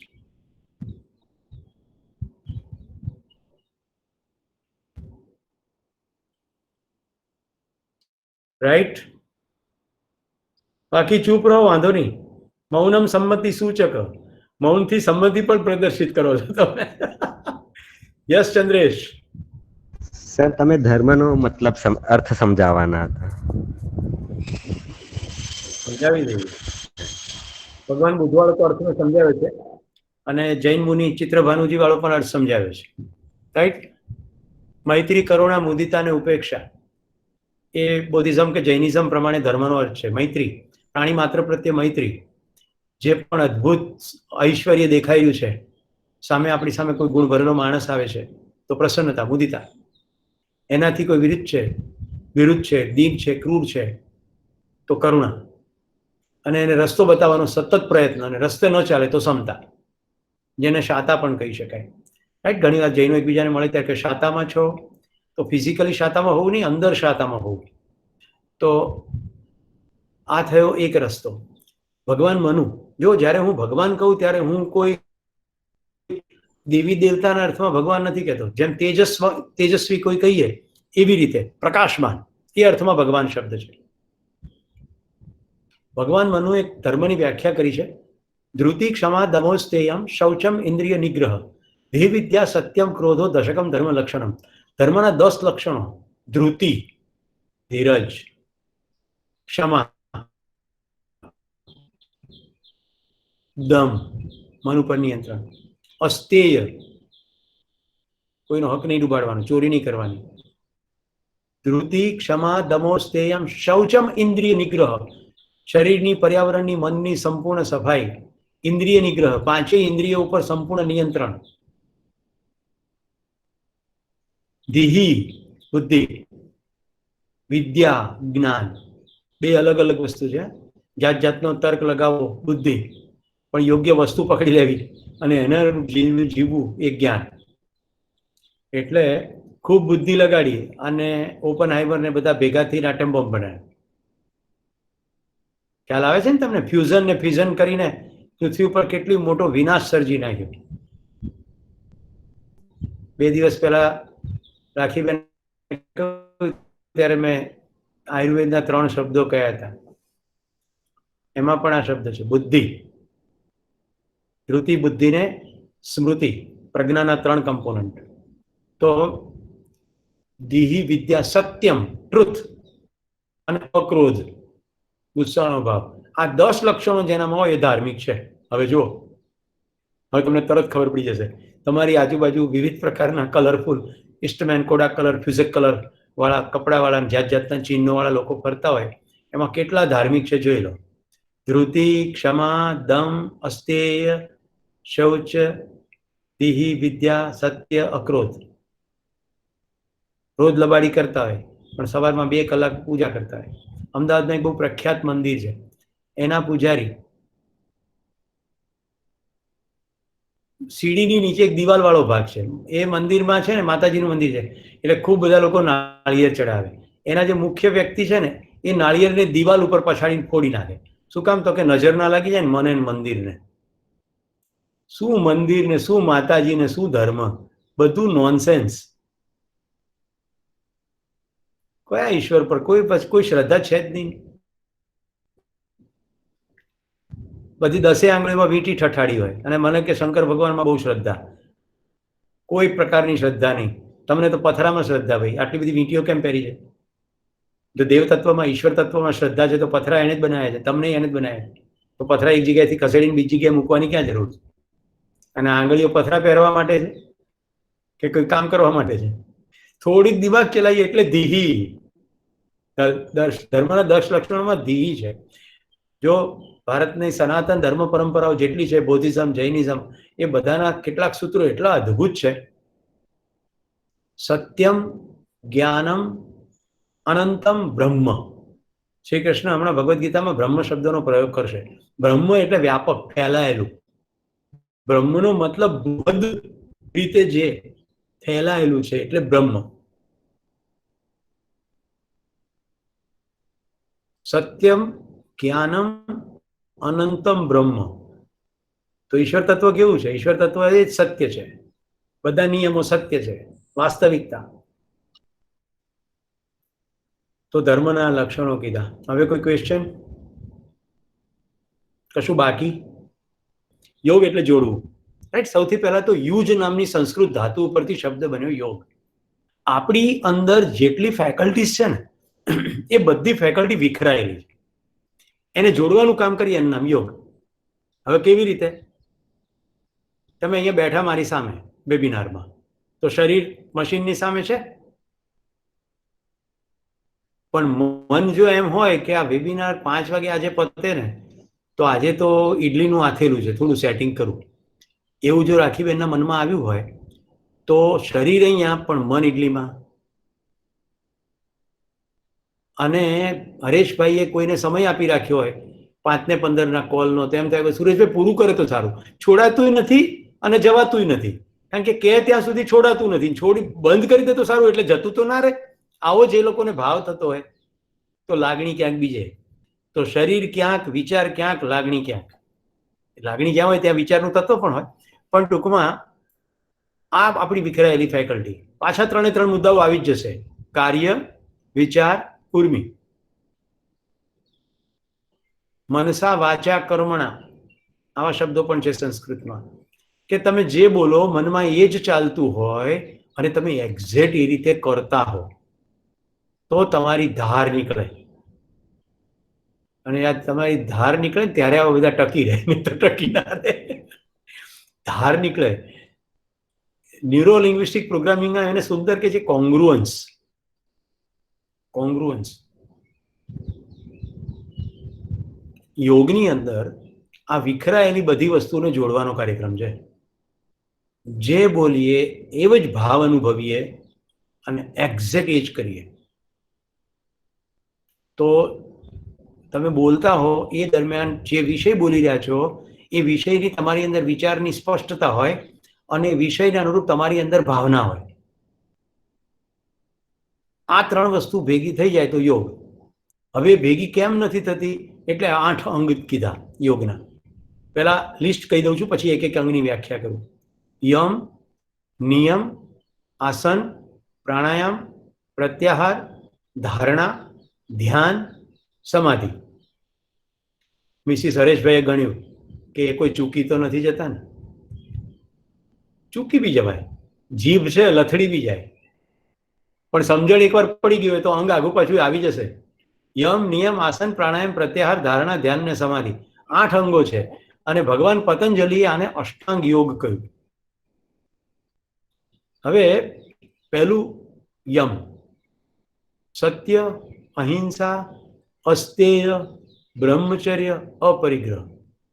આજે આપણી વચ્ચે સુનિલભાઈ છે કે નહીં? સુનિલભાઈ મારા વિદ્યાર્થી રહી ચૂક્યા છે. હું યોગના શિક્ષકો જે હોય ને, યોગા ટીચર્સ ટ્રેનિંગ કોર્સ થાય અમદાવાદમાં, 1 મહિનાનો રેસિડેન્શિયલ પ્રોગ્રામ હોય. યસ, સુનિલભાઈ ઉપસ્થિત છે. એ મારા વિદ્યાર્થી રહી ચૂક્યા છે. એમાં હું યોગની વ્યાખ્યા કરવા જાઉં અને યોગને ડે ટુ ડે જિંદગીમાં કેવી રીતે એપ્લાય કરવાનું એની કરું વાત. તો અત્યારે એનો થોડો કોમ્પોનન્ટ કહી રહ્યો છું તમને. તો સત્ય, અહિંસા, અસ્તેય, બ્રહ્મચર્ય અને અપરિગ્રહ, આ 5 યમ છે. આ 5 યમની અંદર આપણી ઉર્જા, સમય બહારની દિશામાં બહુ ખર્ચાય. જો યમ પાળીએ તો આ ખર્ચો બંધ થઈ જાય. સત્ય બોલવાનો સૌથી પહેલો ફાયદો યાદ ના રાખવું પડે કે શું પહેલા બોલ્યા હતા. અહિંસા, કોઈ પણ જીવોને તમે હિંસા ના કરો, એટલે અંદર પાપની ગ્રંથિ ના આવે, ગિલ્ટ ના આવે. અસ્તેય, કોઈનો હક ના ડૂબાડો. અપરિગ્રહ, જરૂરતથી વધુ સંગ્રહ નહીં, એટલે લબાચાને મેનેજ ના કરવો પડે. બ્રહ્મચર્ય, હવે અહીંયા સૌથી મોટો લોચો છે. આપણે ત્યાં બ્રહ્મચર્યને શારીરિક સંપર્કના અભાવ સાથે જોડી દીધું. હકીકતે બ્રહ્મ એટલે ફેલાયેલો વ્યાપક ઈશ્વર તત્વ. ચર જે બ્રહ્મની સાથે ભ્રમણ કરે છે, ચરતિ જે બ્રહ્મની સાથે ભ્રમણ કરે છે, દેટ ઇઝ બ્રહ્મચર્ય. મતલબ કે જેના ચિંતનની અંદર પાંચેય ઇન્દ્રિયોની વાત નથી, બલકે ઈશ્વરની વાત છે, એનું ચિંતન ચાલી રહ્યું છે, એને યમ કહેવાય. તો સત્ય, અહિંસા, અસ્તેય, બ્રહ્મચર્ય, અપરિગ્રહ સમજાઈ ગયા હશે. હવે આવે નિયમ. નિયમ એટલે personal code of conduct. Yama એટલે સોશિયલ કોડ ઓફ કન્ડક્ટ. કારણ કે એમાં બીજાની સાથે વાત છે ને. અહિંસા, હિંસા કરો એટલે તરત બીજું આવી ગયું. સત્ય, અસત્ય બીજો આવી ગયો. અપરિગ્રહ, તમે સંગ્રહ કરો એટલે કોઈકને લોચો પડે. આમાં બધે સોશિયલ કોડ ઓફ કન્ડક્ટ. નિયમમાં પર્સનલ કોડ ઓફ કન્ડક્ટ. સ્વાધ્યાય, તપ, શૌચ, સંતોષ, ઈશ્વર પ્રણિધાન. સ્વાધ્યાય સતત પોતાની અંદર જોતા રહેવું, સ્વનું અધ્યયન, તપાસ કરતા રહેવી. એક પણ વિચાર હોશ બહાર જવો નહીં જોઈએ, એક પણ શબ્દ હોશ બહાર ઉઠવો નહીં જોઈએ. ગુસ્સો આવે તો ખબર પડી જોઈએ ગુસ્સો આવી રહ્યો છે, પછી ગુસ્સો કરવાનો ને ગુસ્સો નિયંત્રિત બી કરવાનો. સ્વાધ્યાય. તપ નક્કી કર્યું કે 3:50 લોગિન થઈ જશે એટલે થઈ જ જઈશ, દેટ ઇઝ ઓલ્સો તપ. તપ એટલે પલાઠી મારી આંખો બંધ કરવી નહીં, એ તો શરીરના સ્તરે થતું છે. પલાઠી મારી દો પણ મનની અંદર ઢોકળા રમ્યા કરતા હોય તો શું ફાયદો? એ કોઈ તપ નથી. તો તપ શરીર, મન, ઉર્મિ બધાના સ્તરનું તપ છે. સંતોષ, અત્યારે જે છે એટલું પર્યાપ્ત છે. એટલે મનની અંદર, વિચારોની અંદર ઝાવા ના મારવા પડે. આ નથી, આ નથી, આ નથી, અભાવ ના પીડે. ઈશ્વર પ્રણિધાન, જે પણ છે બધું ઈશ્વર થકી છે. હવે અહીંયા મેં ઈશ્વર માટે વ્યાખ્યા કરી છે નિયમ. ઈશ્વર એટલે નિયમ, વ્યક્તિ નહીં, પતિ પત્ની, બાળકો, બચરવાળ માણસ નહીં. ઈશ્વર એટલે નિયમ, બધા નિયમોનું સમૂહ એટલે ઈશ્વર, સર્વવ્યાપક. નિયમ બધે એક જ સરખા લાગુ પડે. તો જે પણ થઈ રહ્યું છે નિયમથી થઈ રહ્યું છે, આવું ખબર પડે. એટલે મસ્ત વાત કરું. આ જય છે મંદ મંદ મુસ્કુરાય છે, પણ સમજો કે આ ચાલુ વેબિનારની અંદર મારું અપમાન કરી નાખે, ગમે તેવી રીતે મને ખખડાવે, ત્યારે મને એવી ખબર પડવી જોઈએ કે જયને કોઈ ચિત્તભ્રમ થયો લાગે છે એટલે આમ બોલે છે, નહીં તો જય આવું બોલે નહીં. મારા માટે દીકરા જેવો છે, આટલા વર્ષોથી સંપર્કમાં છે, જય આવું ના બોલે. આવી મારી અંદર સમજ હોય ને તો એ કેના આધારે સમજ છે? નિયમને આધારે સમજ છે કે કઈ બાયોકેમિકલ લોચા થયા હશે તો આવું થાય, અથવા એને માને બદલે કોઈ બીજાને સંબોધી રહ્યો છે તો આવું થાય. એટલે કોઈ આપણને ગધેડો કહે તો આપણે વિચારવું પડે કે કાં તો એને આંખના નંબર કઢાવવા પડશે, મોતિયો આવ્યો લાગે. મને દેખે છે કે પાછળ ઉભેલા ગધેડાને દેખે છે. સેકન્ડ થિંગ, બાયોકેમિકલ લોચા. હું તો માણસ છું, મને ગધેડો કીધો એને, હું તો ગધેડો છું નહીં, તો એને મને ગધેડો કીધો એટલે એને સમથિંગ લોચા. આવું થાય તો નિયમનું ભાન છે, એને કહેવાય ઈશ્વર પ્રણિધાન. ઈશ્વર પ્રણિધાન એટલે રામ રામ રામ રામ રામ રામ નહીં. અને એટલી બધી ઘણીવાર દુઃખ થાય, આપણા દેશને આટલો અદ્ભુત વારસો મળ્યો, આપણે વારસાની કેટલી પથ્થારી ફેરવી નાખી. ભગવાન પતંજલિ એટલું અદ્ભુત કામ કરીને ગયા છે, પશ્ચિમના સાયકોલોજીસ્ટોના તો રાજીનામા આવી જાય. હું તો બે વિજ્ઞાન ભણ્યો, પશ્ચિમનું સાયકોલોજી પણ ભણ્યો ને ભારતનું મનોવિજ્ઞાન ભણ્યું.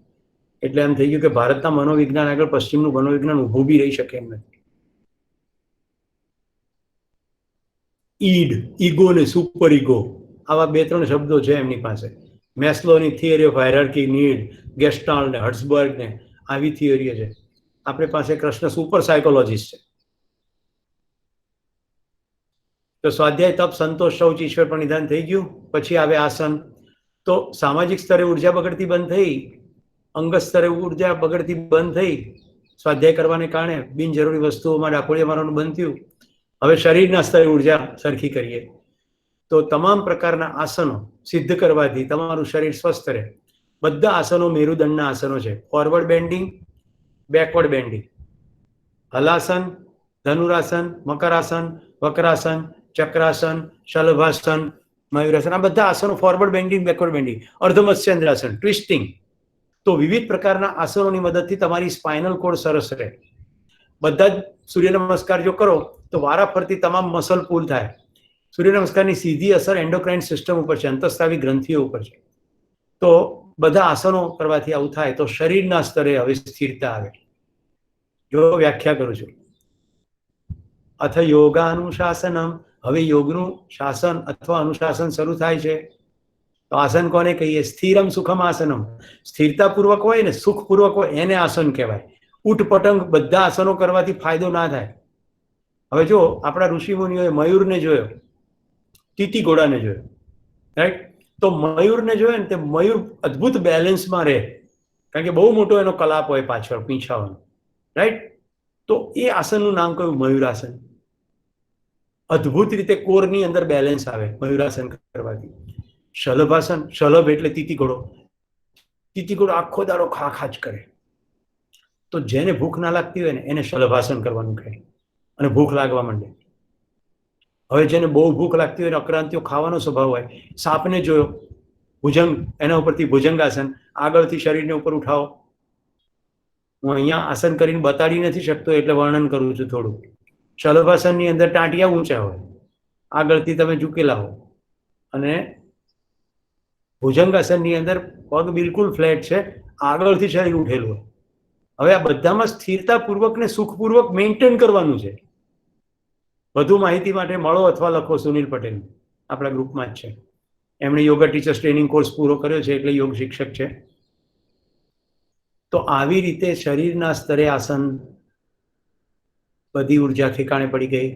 હવે શરીર તો ઠેકાણે પડી ગયું, પણ મનનું શું?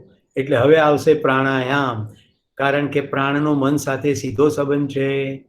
હવે ક્વિકલી કહી દઉં, ગુસ્સો આવે, ઈર્ષા આવે, દ્વેષ આવે, સેક્સ્યુઅલ અરાઉઝલ, આ બધામાં પ્રાણ ભારે થઈ જાય, શ્વાસોશ્વાસની ગતિ ઝડપી થઈ જાય. ગુસ્સામાં તો બધાને અનુભવ છે જ, શ્વાસ ભારે થાય.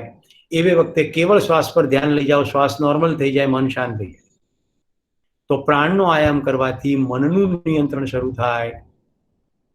જો સિક્વન્સ યમ, નિયમ, આસન, પ્રાણાયામ. હવે આવશે પ્રત્યાહાર. પાંચેય ઇન્દ્રિયોને ખાવાનું મન થાય, આંખોને જોવાનું મન થાય, કાનને સાંભળવાનું મન થાય, જીભને વિવિધ પ્રકારના સ્વાદનું મન થાય. આ બધા ઇન્દ્રિયોના જે આહાર છે એ આપણને દોડાય કરે, તો ઇન્દ્રિયો ઉપર ચેક મૂકવો, એનું નામ પ્રત્યાહાર. સામે રસગુલ્લાનું ડબ્બું ખોલવાનું અને નહીં ખાવાના, પણ મનની અંદર એવી સ્થિતિનું નિર્માણ થવું જોઈએ કે આની મને લોલુપતા નથી, એને કહેવાય પ્રત્યાહાર. મિત્રો, ખૂબ સભાનતાપૂર્વક બોલી રહ્યો છું. આ સ્થિતિએ પહોંચવા માટે તપ કરવું પડે છે, રાઈટ? હું બધા જ ભોજનને બિલકુલ માનું છું, પણ પ્રત્યાહારની સ્થિતિએ પહોંચી શક્યો છું કે સામે પ્રિય વાનગી પડી હોય છતાં એની પ્રત્યેની લોલુપતા ના આવે. પણ ખાવાનું તો બિલકુલ પૂરા આનંદથી ખાવાનું. એટલે જે લોકો મને મહેમાન બનાવવાના છે એ લોકો ધ્યાન રાખે કે પછી એકાદ રસગુલ્લું પીરસીને રસોડામાં ના જતા રહેતા. હું ખાઈશ તો પૂર્ણ તૃપ્તિથી જ ખાઈશ, કારણ કે પછી એ જ મારું લંચ હશે, રાઈટ? પછી મનમાં વિચાર આવ્યો કે હવે ખાવાનું છે, ભૂખ બી લાગી છે, તો એ વખતે પ્રત્યાહાર કરવાનો કોઈ મિનિંગ નથી. પણ પ્રત્યાહાર ત્યારે છે કે રાખીબેનના ઘરે મહેમાન હોવ, એમને 20 રસગુલ્લાનું પેકેટ મારા માટે જ બોલાવ્યું હોય ને એમને સાસરેથી 20 માણસો મહેમાન તરીકે આવી જાય, રાખીબેન કાનમાં મને ખાલી એટલું કહી દે કે સુરેશભાઈ તમે મારા માટે ભાઈ બરાબર છો, તમે સમજી શકશો, અમારા સાસરી પક્ષને તો સાચવવો જ પડશે, તો will you please avoid rasgulla? તો આઈ વુડ સે ડેફિનેટલી બેન, હું નહીં ખાઉં. તો એને કહેવાય પ્રત્યાહાર. એ વખતે મનમાં અફસોસ ના રહે તો પ્રત્યાહાર, કે હું રહી ગયો એવું થયું તો પ્રત્યાહાર નહીં. ઓકે, હું સમજી ગયો, તમે સમજી ગયા? પાંચેય સેન્સીસ માટે જોવાનું છે. હવે આટલે સુધી પહોંચ્યા ને એટલે મન ઉપર સખત નિયંત્રણ આવી ગયું. હવે એકાગ્ર કરવાનો સમય આવી ગયો છે, એને કહેવાય ધારણા. તો દીપક, રામ, માળા, આવી કોઈ પણ વસ્તુની ઉપર ધારણા કરો. મારા માટે તો શ્રેષ્ઠ ધારણા છે શ્વાસ, કારણ કે બીજું બધું ગોતવા જવું પડે, શ્વાસ ગોતવા જવો ના પડે, સતત સાથે જ હોય, આવતા જતા શ્વાસને જુઓ. જૈનિઝમનો એક સુંદર બ્રાન્ચ છે, એમાં પ્રેક્ષા ધ્યાન, અને બોધિસમની અંદર એને વિપશ્યના, રાઈટ? તો ધ્યાનની વિવિધ પ્રણાલીઓની અંદર આ જ છે, બીજું કશું નથી. ક્યાંક ધ્યાન કરવાનું, બોલે ધ્યાન એકચ્યુઅલી છે ધારણા. જો ટેકનિકલી એ ધારણા છે, પણ ધારણા કરતા શું થાય જોજો. હા, મેં અહીંયા પ્રયોગ કરાવ્યો છે તમને, એક કમ્યુનિકેશન સ્કિલ વખતે રામનો પ્રયોગ કરાવ્યો હતો ને, યાદ છે ને? રામ રામ રામ રામ કરતી વખતે 2 મણકાની વચ્ચેની સ્પેસમાં હું લઈ ગયો હતો. 5:30 થઈ ગઈ છે. આજે 6 વાગે જીવન વિદ્યાનું મારું બીજો એક ઇન્ટ્રોડક્શનનો કાર્યક્રમ થવાનો છે. જે લોકોને આવવાની ઈચ્છા હોય એમને માટે અનુકૂળતા માટે હું કોમન લિંક મૂકી દઈશ વેબિનાર ગ્રુપમાં, એટલે તમે ડાયરેક્ટ જોડાઈ શકશો. પણ આ વાત પૂરી કરી દઉં. મિત્રો, દીપકને જોતા જોતા, શ્વાસને જોતા જોતા તમારો એક વિચાર કેવળ ચાલે છે કે શ્વાસ આવી રહ્યો છે, જઈ રહ્યો છે, આવી રહ્યો છે, જઈ રહ્યો છે, આવી રહ્યો છે, જઈ રહ્યો છે. And suddenly meditation occur. ધ્યાન કરવાની વસ્તુ નથી, ધ્યાન થવાની વસ્તુ છે. આ કેના જેવું છે? ફળ ધીમે ધીમે ધીમે ધીમે કરતા એક સમય પાકી જાય છે અને પાકેલું ફળ ખાવાની મજા આવે છે. ધારણા પાકતી પાકતી પાકતી ધ્યાનમાં પરિણમે છે. પતંજલિ યોગ દર્શન એમ કહે છે કે ધ્યાનની અંદર વ્યક્તિને સ્વનું ભાન થાય છે અને પછીનું સ્ટેપ છે સમાધિ. સમાધિની અંદર ઈશ્વરનું ભાન થાય છે. મને સમાધિનો કોઈ અનુભવ નથી એટલે હું ખાલી ધ્યાન સુધીની વાત કરીશ. પણ ભગવાન પતંજલિ, ખોટું બોલવાનું કંઈ કારણ નથી, જેણે આટલું સિસ્ટમેટિક સાયન્ટિફિક કામ કર્યું, તો સમાધિનો મતલબ થાય સમગ્ર ઈશ્વર તત્વ જે વિલસી રહ્યું છે એ કેવી રીતે થઈ રહ્યું છે એની સંપૂર્ણ પોતાની અંદર સ્પષ્ટતા, જ્ઞાનનો પ્રકાશ. બીજા અર્થમાં કહું તો ગુરુત્વાકર્ષણનો નિયમ સમજાઈ ગયા પછી આપણી જિંદગી કેટલી સરળ થઈ ગઈ. આપણે ગમે તેમ બેફામ રીતે ચાલતા દોડતા નથી. આટલું સાયન્ટિફિક રિવોલ્યુશન થઈ ગયું. એવી જ રીતે અસ્તિત્વને બાંધતા તમામ નિયમો જે અમે જીવન વિદ્યા શિબિરમાં શીખવીએ છીએ એ અસ્તિત્વલક્ષી વિજ્ઞાન જ છે. તો બધા જ નિયમની ખબર પડી જાય, એક ફટાક કરતી ખબર પડી જાય, એ સ્થિતિમાં ખબર પડી જાય. એનું નામ સમાધિ. આપણા સદભાગ્ય છે કે હવે સમાધિમાં ગયા વગર, જેને સમાધિ પછી સંયમ નામની ક્રિયા પછી બધા નિયમો સમજાઈ ગયા છે, એવા નાગરાજજીએ બધા નિયમો આપણી સામે ખોલી દીધા છે. અને પૃથ્વી પર થયેલા પહેલા એવા વૈજ્ઞાનિક છે, એમણે એવું કહ્યું છે કે બધાએ સમાધિ કરવાની આવશ્યકતા નથી, કારણ કે પૃથ્વી પરનો પ્રત્યેક માણસ સમજવા સક્ષમ છે. So thank you.